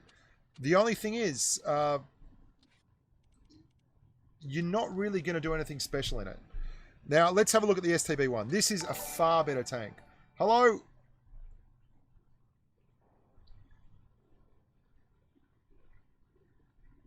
Okay, I'm going to answer this very, very quickly. So you're looking at two different tanks there. The Leo PTA and the Type 61. Now, the reason you compare them, and I'm going to talk you through this. The PTA and the Type 61 both have very similar armor profiles, right? Very similar armor profiles. The PTA has outstanding damage per minute. It's got nearly 3k damage per minute. The 61, 2,710. They've both got 105mm guns. The PTA can get up to 65 kilometers an hour, and it can get there red hot fast, okay? It is so much better pedal to the metal than the 61. So it's got the mobility to flex and move around the battlefield very, very comfortably. It's also got a gun that gets down to 0.29 dispersion. The best you're going to get in the 61 is about 0.326, which is a really important stat. That means that with the PTA, you can move to flanks, put in more damage with better pen and better accuracy, even if you don't have the gun depression. And the gun depression doesn't make as big a difference with the 61, because at that tier, you see how many tanks have HE rolls that they just want to put into a tank. And that huge big weak point on top of the tank, like this big weak point here, let's compare that with a Leopard PTA. Okay, those two tanks, the profile straight away, that weak point on top, when you go over a hill, it's visible. Like, it is the first thing that gets spotted. You get that tank on top of a hill, it stops you from using a gun depression effectively, unless you're in the perfect situation. And we just didn't find it. And I'm not going to muck around all day showing you me doing, like, you can average 2,000 to 2,500 damage in the Type 61, but you saw how I'm averaging it. It's not from any great shakes. Like, it's not that fun. This one has 10 degrees of gun depression. Where the STB-1 is a bit of a problem for me is in the pen numbers. It has the same pen as the Type 61. In fact, it's very much got the same gun as the Type 61, which is a little bit of a worry. You do have more DPM, which is great, right? Much better. Yeah, this PTA's got 6 degrees of gun depression, true, but you've got enough mobility to Circle of Death stuff really easily. You've got enough mobility to get all over the field. You've got 10 degrees of gun depression on the Type 61, but using it is a whole other kettle of fish. This tank, though, let's be honest, it looks sexy as all hell. It looks absolutely sexy. G'day, Caleb. Thank you very much. Its accuracy and its pen are not that crash hot, but it's got 10 degrees of gun depression, and it's got a turret that can reliably bounce other mediums. Now, that's a key thing here. If you try and use this turret all the time against TDs and the like, you are going to get shreked, and you deserve getting shreked. Now, that is that T-54.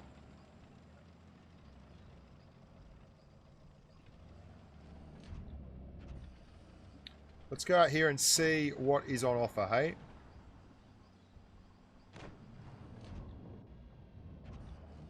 Oh, there's plenty on offer.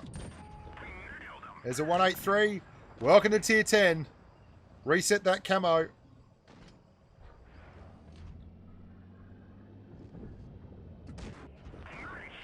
It's so much easier to generate damage when you actually have a turret that you're not afraid to poke with.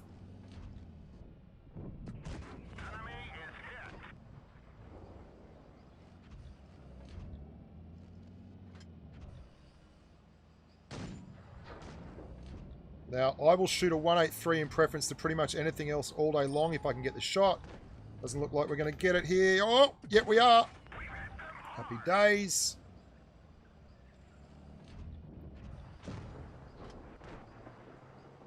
Now, that 140 and the 183, that 183 pokes around that corner. We need to clear him. We need to clear him quick. So I'm going to push up here and try and get shots down. I should be able to get this shot down with gun depression pretty comfortably. Might have to take one in the side. No, he's gone, he's gone, he's gone. So let's have a look at that M103 over there. He's in the wrong spot. Enemy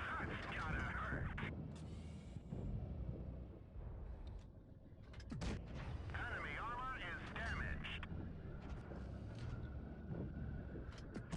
Nice shot. And you can see straight away, like, this tank is night and day. Katie, Sexy thank you very like much. A bin chicken. Sexy like a big chicken.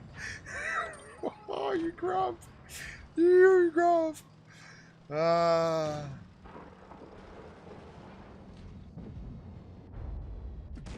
Enemy armor is damaged.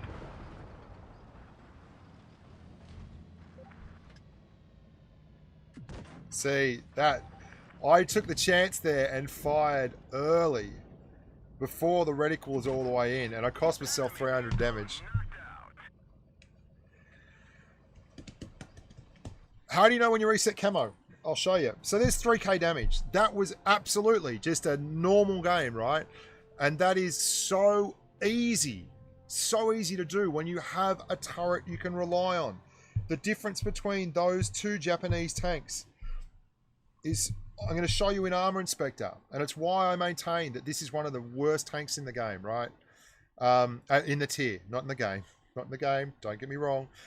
So this is a Tier 9 Centurion shooting at Type 61, and this is him shooting at an STB-1.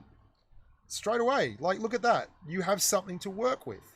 You can use that gun depression, and when you get the tank up like this, you can still shoot down, and there's very, very minimal exposure, okay? That's really important. Really minimal exposure, okay? When you are driving this tank here, if you are using that gun depression, everything is on offer. Everything. And the other thing is the upper glacis on the STB-1 is still really good when you're like this. So if you have to drive over a little bit to get a shot off, you can still get the occasional bounce, even off the upper glacis. Just because it's an auto bounce zone, not because of the armor profile. It's troll, but having that semi-reliable turret makes the tank a legitimate threat to peek-a-boom over a ridge, right? It's just obvious. The Leo, here's the thing. People say the Leo's too soft or the Leo PTA is too soft. Once you get down under like 90 millimeters of pen on your armor or 80 millimeters of pen on any of your armor, HE is going to get you, right? That's all there is to it. So I'd rather drive a PTA with no armor when I'll HE, I'll hesh Type 61s all day long. You know, it's just how it is. So 61, what do they got? 62A and an STB-1. Okay, then we got a 140 in me. I'll contest it, right? I'll contest it. I'm not a big fan of contesting the hill on mines. The reason why, okay, if you are a 60% plus player and they've got people that are just willing to push up and hit point trade, then you are giving them literally the best opportunity they're going to get all game to put damage into one of the best and most likely parts of your team that's going to win, okay? And that's important. Now we got the hill there, all well and good, and we're now in where I like to be on this map, right? This is where I like to be. The only problem you're going to get is over there, okay? If they get someone over there, they can quite often spot you up. The reason I like this is, there he is. Okay, I was expecting to see that.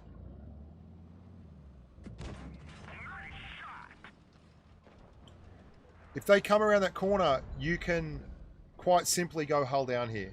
It's much better in an Object 140 or something. That guy's going to move up for a shot in that 140 for sure. He's desperate for it. Come on, buddy. You know you want to. No, didn't do it. So, resetting camo. There's 6.6 seconds worth of reload on my clock, right? So I know when 6.6 seconds is going to have wound up.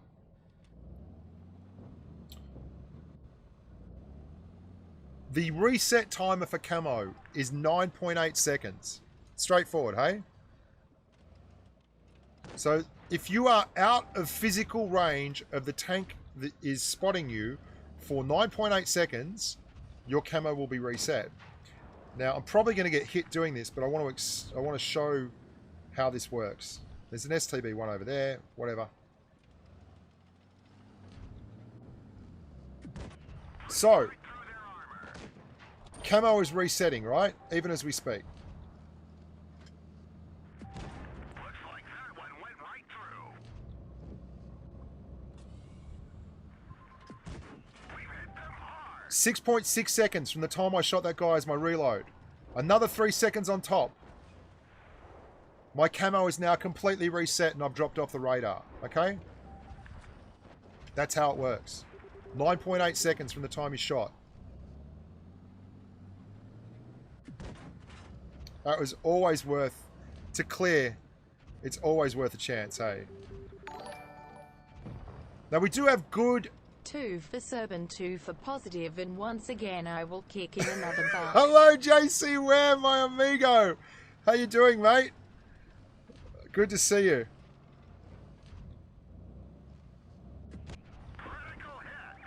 The chassis on this thing is a Leopard 1 chassis, right?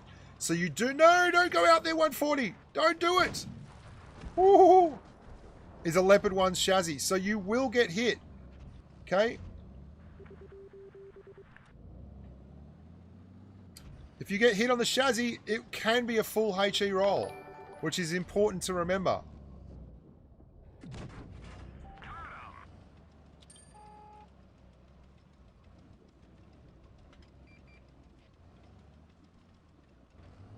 Watch my sides, watch my flanks.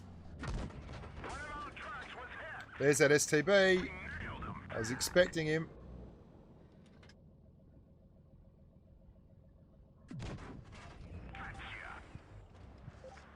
Switching to HE for the waffle. If he pokes, I'll smack him. That's all there is to it.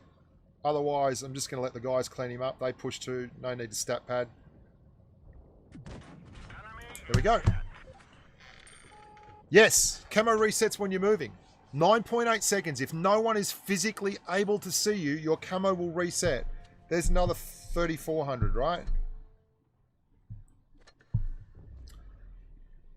Thank you, Caleb, for being my idol and all that kind of thing. Thank you, JC.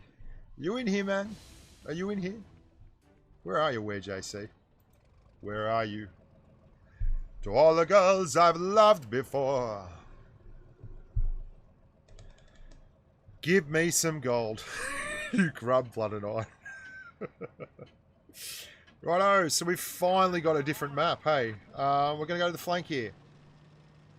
Now the view range on this tank is absolutely outstanding. Best in the game. You have 285 view range. You add all the stuff on and you get a lot more. It is lovely. So let's have a look. What do they got? They've got an STB-1 as well.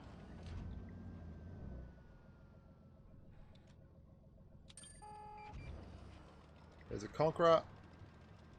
183, Jaegeru, Waffle Tractor. All those are tanks we do not want to deal with. Just in case. You never know. Might help one day. I'd knock that down facing the other way. And I'm going to look down here. I'm going to ignore anything on the left, right? I'm just looking for the guys on the right. They're all sitting in spawn. There is no one spotted. What I might do is poke a little bit and see if I get spotted. And see where I get spotted. And that will tell me where they are, basically, right?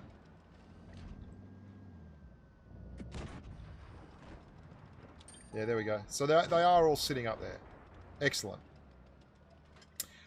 Tier 10. We've got all our guys, including our E100, sitting back there. Is this a platoon game? There's the Waffle Tractor. Good on your Waffle for actually trying to move the map. Heaven knows it's going to cost you, but well done you, mate. A little bit of lag there. Can't tell you exactly why. Good on them. They're moving the map. I love it. Every time I try to walk away. Yeah, the gun's just not that good, team. So we're still missing a 183 though. I'd like to know where he is so we don't get absolutely wrecked, but there you go. My team, I know where they are. Enemy armor is damaged.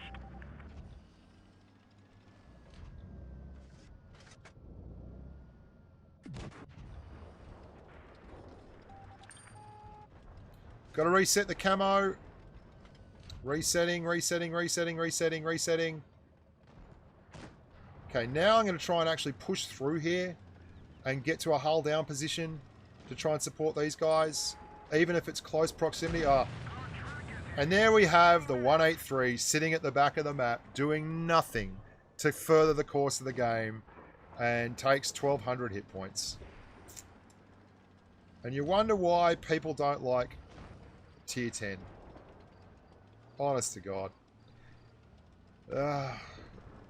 Just absolutely horrible.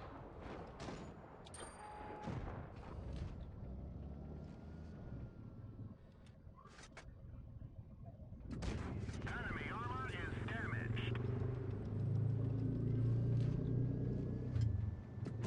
Critical hit. Vehicle Tier 10, man. Tier 10 is the new tier 3. It is so true. As soon as we ran into a tank, a TD heavy game, just so much. 7-0.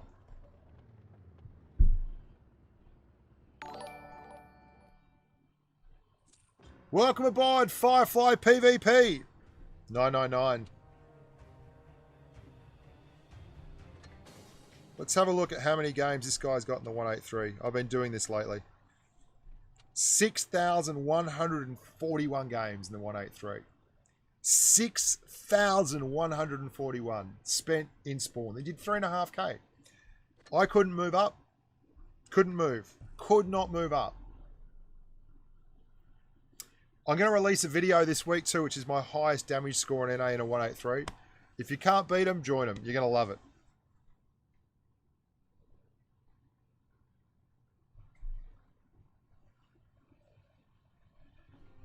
Moments time. Yo. Oh, dear God. 5 TDs on our team. 4 TDs on their team. Where JC? Welcome aboard the sponsorship train, baby.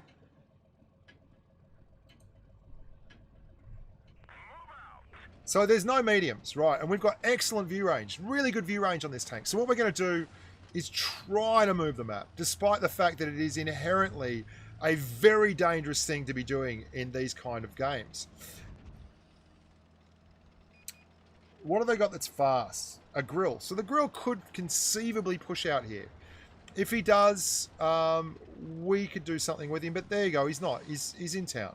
Excellent.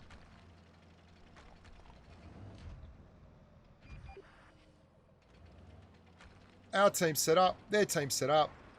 I've got the view range to go out here and be a little bit adventurous, okay? So I'm going to just try to scope up over here. See what's going down.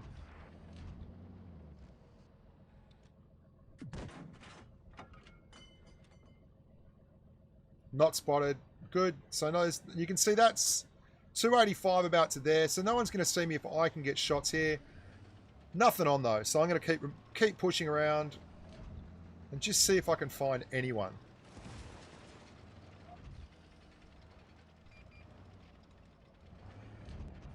No real shots on here yet. Looking for options. There's a taunt. Take him. enemy is hit. Oh. Shots are on. And I'm going to hit the taunt. Because here's one thing. I'm shooting the taunt from this flank. No one else knows at the moment that he's getting shot from over here. No one's really paying attention. He's not in platoon. I'm able to put shots into him, all well and good. And then I'll choose another target. So I'll try and clear the taunt first if I can. So then I can go to another target. Because they're not going to really pay attention to me until I start hitting them. Right? It's just how the game works. People don't really care what's going on as long as it's not going on to them, right? Now, someone over there is going to fire soon, and then as they pull back, we should be able to get some shots in, right? Not happening, but we've still got 4 guys over there holding the flank. Ah, stuff it. I'll try and push up and spot some more targets. But it's not like anyone over there is going to be able to do anything with it. Here we go. I'll tell you what I'll even do. I'll even get outside here. So there is nothing, absolutely nothing stopping me right now. 308 meters. Anyone fires within that purview, they should be spotted. There's the 100. There's one into him. Ah, the 183 is looking though. There's our friendly 183. Unbelievable. Unbelievable. Not really unbelievable though, hey. So I completely reset camo.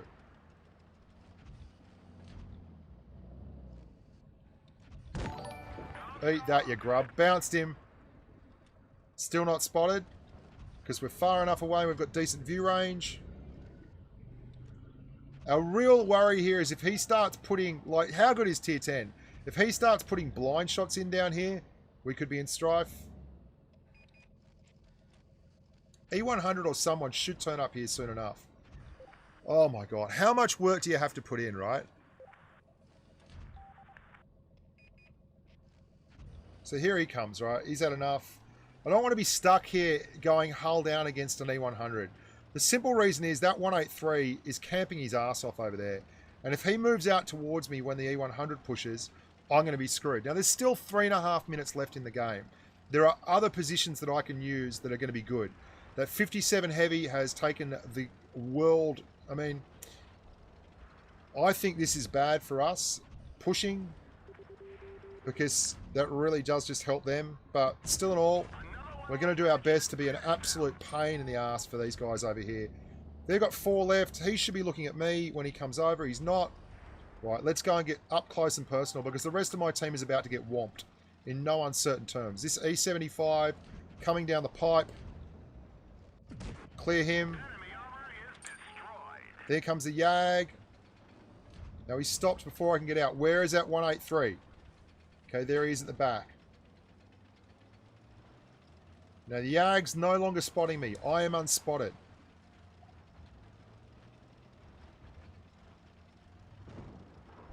.183's just fired. I should be able to clear him here. Can I get the track? Oh, the Grub's got a repair kit. Okay.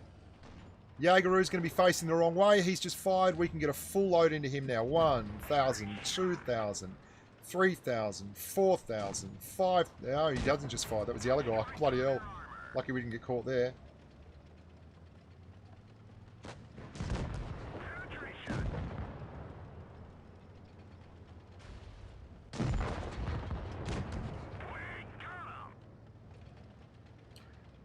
I mean, hit point, sensible play, doing it the easy way.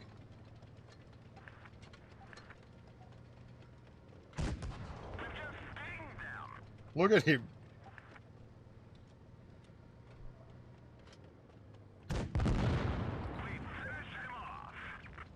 And still a minute 30 left, okay? So we did our level best to advance the game there, but that's tier 10. 5,000 damage, second class, high caliber. I mean, that's tier 10, guys. What can I tell you? And that's it. That's the Japanese line. I think we did pretty well today. How did we go? We lost 1, 2, 3, 4, and 1 draw. And we had 1, 2, 3, 4, 5, 6, 7, 8, 9, 10, 11, 12. Yeah, we went about 66%, I guess. Pretty solid. Now, that's playing properly, and you've got to play these tanks properly.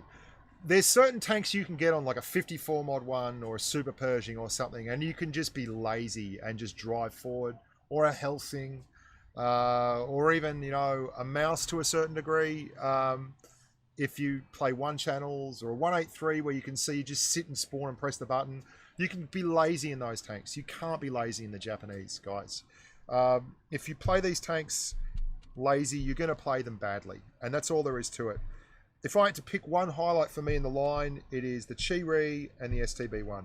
Snake Eyes wasn't far wrong where he said, free XP the way, first 9, go to the STB-1. If you are the kind of player who has the money or the wherewithal to do that, and you're not the kind of player that is exceptionally gifted in terms of overall map awareness and everything else, then this is not the line for you. It's a tough line. You saw me playing it today. I played it very, very conservatively at the front sometimes, but never crazy YOLOing. And you saw there, we just kept reading the game, reading the game, reading the game. And I actually enjoy talking to you guys while I'm playing a tank like the STB-1 like that against 5 or 6 TDs at a time, because 4 or 5 TDs at a time, because it lets me show how you can work around that meta and how you can still be successful in it. But the reason it's such a hard meta is certain maps don't allow you to have that space, to have the ability to outspot and use that 285 meters of view range. Yeah, Snake Eyes, Kerry Hart, you know that Snake Eyes says solid is bad, and he's spot on. Like, solid is bad for a lot of people. Type 61 for me is just the worst tank in the line because compared to its other competition, it doesn't bring anything to the table. You can get. I'm going to release a video with all the damage games and all that. One of the first ones is a Centurion 701.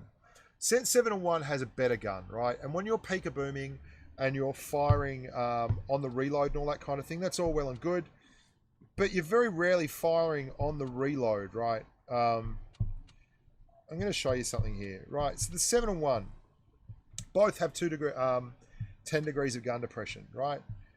The 105mm Royal Ordnance L7A1, which is the same gun you get in the Leopard 1, the PTA, the FE4202, the L7A1, excellent. Not on the PTA, on the Leopard 1, sorry. On the Leopard PTA and the 4202. It's an excellent gun, but 0.293 dispersion, right? And 255mm of pen on your APCR. So that's better pen straight away. You have a 6.7 round a minute rate of fire. So that works in almost perfectly with camo reset. What do I mean by that? Like, this thing has 7.65. You're going to be reloaded before you actually... I'll show you one more. I'll show you what I mean, okay? Wrong tank. I meant to go on the 701. Okay. So...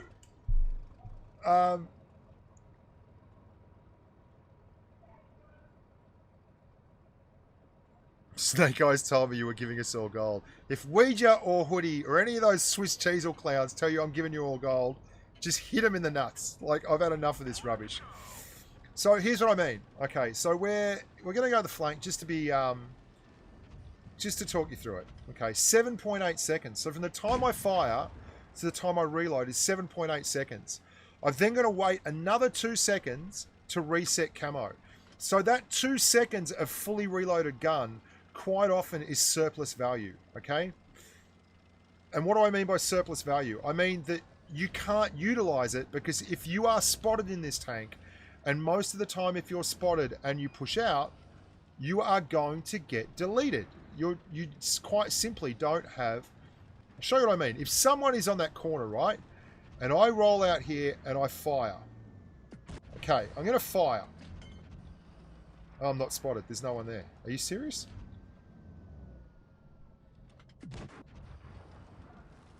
There's no one there. Okay. Can't illustrate it there. Pushing around. Yes, I'm off to hang out with Bushka Jr. afterwards. We're going to the mall. Him and his mate, Sebi, who's here. Because bloody hell, it's still school holidays. So we're probably going to lose this because I was screwing around over there. But anyway. Completely missed. That'd be great. Just go with the round that's going to pen Bushka. There we go.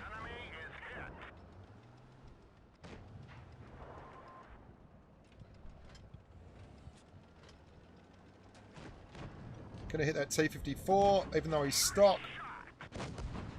And then I'm going to try to maneuver away from this glacial. Hit him in the track if I can. Missed it. Just get out of there before he can reload. And now I've got something to use in terms of keeping away from this glacial, which is a lot better than over there.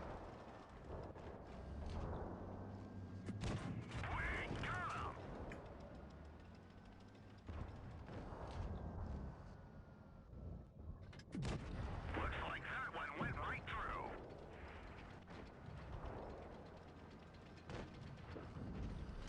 Gonna have to take care of this glacial at some point. So here we go. He's into that guy over there.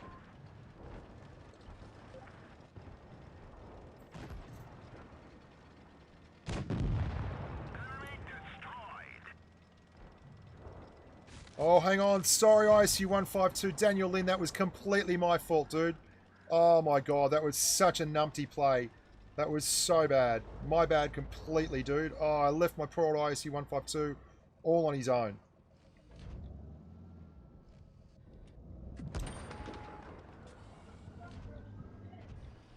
Oh, that was so bad. My bad, man. Punched right through their armor.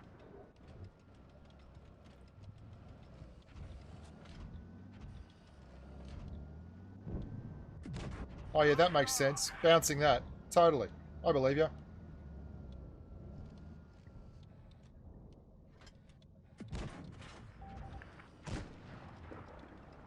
He's got the stock gun, so I should be able to clear this just with heat.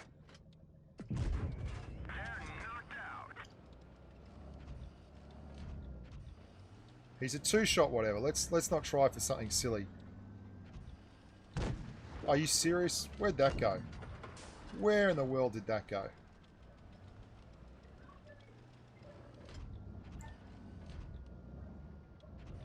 RG's loving you.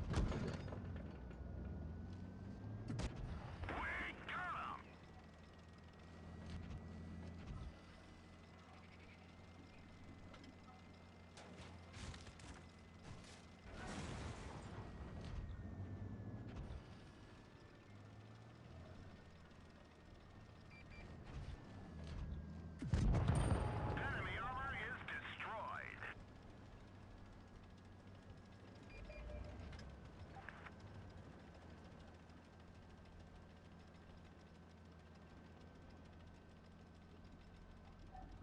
Go, go, go, go, you little beauty. Oh, no, no, we're screwed. It's too slow. It's just so slow. It's just not a very good tank. It really isn't a good tank. If I had been in any other tier 9 medium there, I would have been better off. I can't think of one I would have been better off in. The gun depression didn't help me. It was on a Himmelsdorf map. The DPM was low. The armor was rubbish. The mobility is on the low end for a tier 9 medium. That's the thing. Like, what would you rather drive? The 46 pattern has better DPM, much better mobility, same amount of gun depression. The Scent could have heshed the crap out of that Batchat and would have had a much better turret in some of those situations. The 54 just all-round beats it hands down. Armor, mobility, everything, etc. The 50, better armor, better gun, same kind of DPM, same kind of pen. 69 even, that's a better tank. So that's what I mean. I just, you know, I can't see. That's a KV4. I can't reverse away from a KV4 quick enough to actually get away and start Circle of Deathing him. It's a KV4. Like, we're not talking about a fast tank. That is as slow a mobility tank as you get at tier 9. It's just not that great a tank. And most of my damage there was, again, done on the backs of the rest of my team. I guess a really good way to put it is, in a T-54, I can dictate the play. I can use this tank to get out there and decide where I'm going to be in a game, decide how I'm going to play the game, decide if I want to push on someone or not. In the 61, I don't get those decisions. They're made for me. And I've got to read the game well to put the damage out. And you see, we keep getting over 2k damage in it now, but it's the kind of damage that you could do in most tanks. Anything... It's kind of like when you play the Toaster, right? Okay, are these guys coming up? Alright, so we've got 3 mediums here. We're going to have to just hold. If someone comes on my right, I'm going to pull back.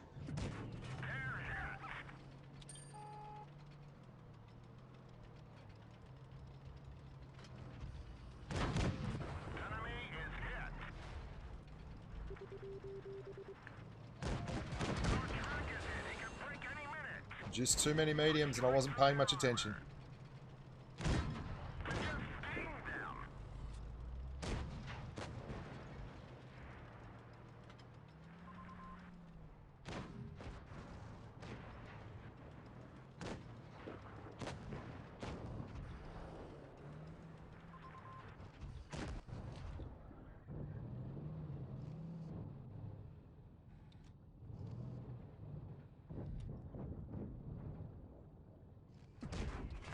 There we go. Staying alive, staying alive. You're not bouncing any of those in a Type 61.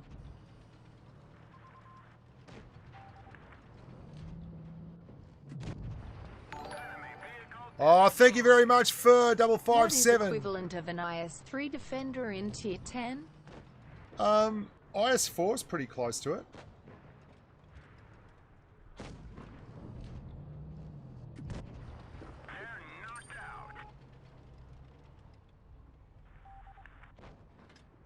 It's the honeypot, mate. They're all over here to get the damage in. I'm not going out again until that lurva fires. Can I sneak one out there? So let's get the pen for sure. Hey?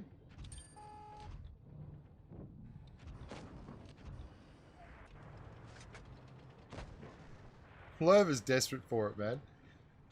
Desperate.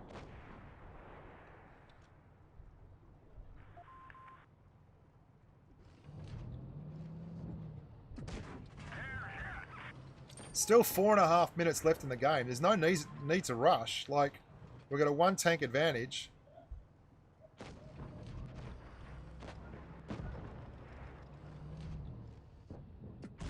Another one like that should finish them.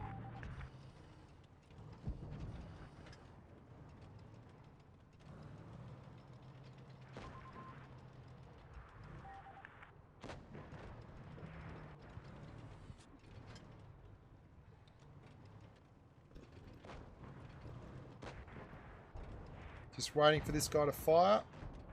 Surely he has to fire soon.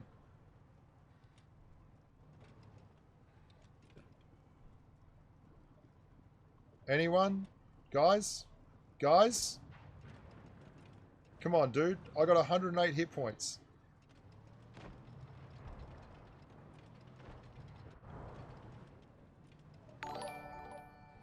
Hello, Aaron Bradshaw. This IS-8 is holding on. Okay, I don't think he can actually shoot from there.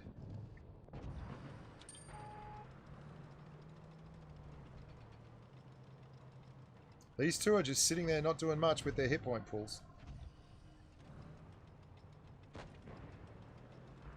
I got to get out of there before they come around that corner again, because these guys are not helping at all. I'll go clear that lurva. Oh, no I won't.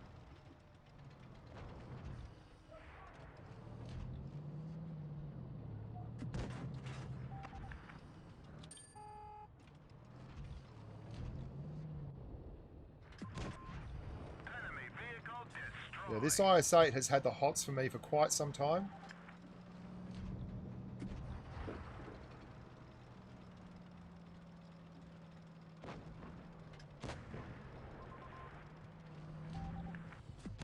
That one didn't go through. Penetration. Let's give you a little bit of dose of heat just for the last coup de grace. And there you go. Find us another target. So we had 108 hit points for about 6 minutes. Despite trying to hold against 3, we got 3k damage out, spotted the first bunch of mediums, and topped out the damage. And there's no way in the world you were doing that in the Type 61. And that's because you can't, it doesn't have the mobility, it doesn't have the DPM, it doesn't have any of those things. And you've got to think your way around the battlefield, but the 54 does it so much better, hey?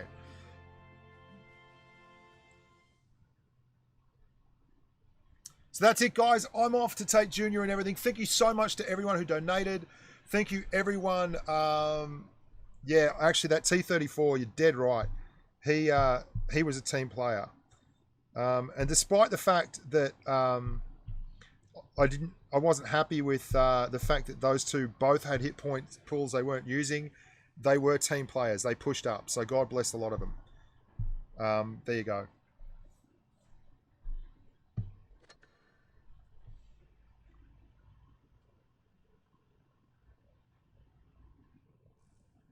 So that's it, guys. Thank you so much for watching. I really enjoy these streams on the Monday morning. The 2 hours long is generally the rule with them because they take that long to talk through everything. But you can see that Japanese line, the Type 61's the one that worries me. All the rest are completely comparable at their tiers and usable.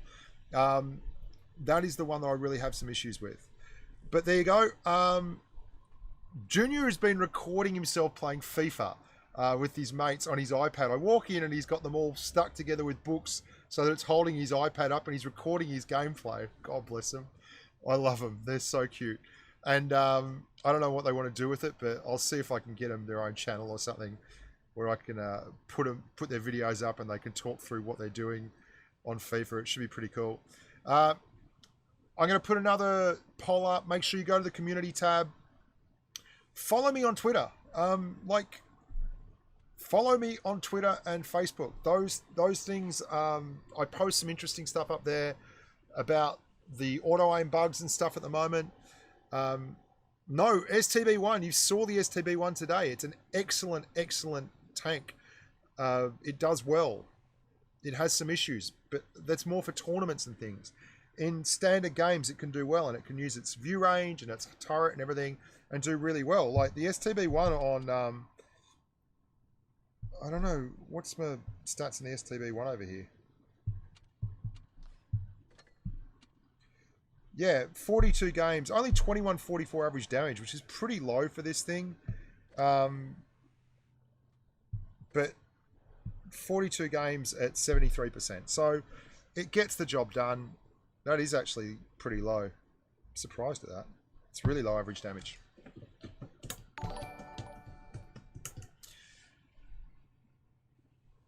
Yeah, when to use hit points and work as a team. No, the team's not only good for cannon fodder, but you saw...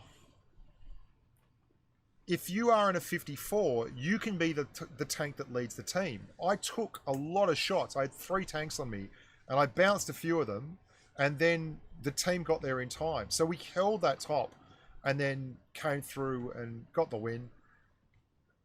But that's how you can play in certain tanks. Certain other tanks, you just can't do that. And that's a fact of life. And that's why I like the game. It's nuanced. Like, you do not play the STB-1 the same way you play an Object 140. Like, they're very different tanks. They have different credible statistics and playstyles. They do different things, and they do them well. They're both very, very good at what they're good at. So you have to really put tanks in a position to do what they do well. If you're in a Chi-Ri, you want to be in a position to take close range auto-loader shots that take no longer than 2 seconds. Okay, so you've got 2 seconds and you'll dump nearly 500 damage into people every time. You want to be playing very, very close support with your tank, almost like an area of denial tank, like you do with a T110E4, or a... you can even do it with a grill. Like, you can do it with a grill. It's more dangerous, but you can totally do it. Deadbot, to show all my screw-ups, Deadboot, mate, you've watched the streams. Like, I screw up all the time. You heard me in that last game in the 61. I let our poor ISU 152 die. That was completely my bad. I mean, I'll own it. Like, I'll quite often say that that's not the gun, that's me, because they're bad shots.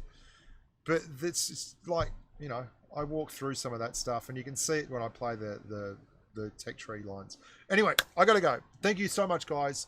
At Bushka on Blitz on Twitter, facebook.com/Bushka on Blitz on Facebook.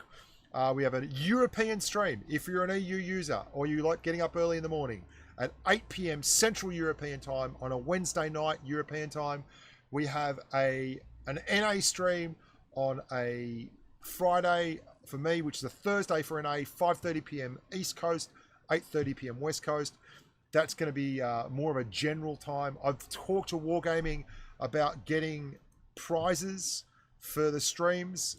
Fingers crossed we can do that. Alex is away on vacation at the moment. As soon as he gets back, we're going to go through that and figure out how we go about that. I'd love to do it. And for those of you who got basketball cards last week, I'm going to go up to the post office at some point this week. Look after yourselves, stay safe on the battlefield, and bye for now.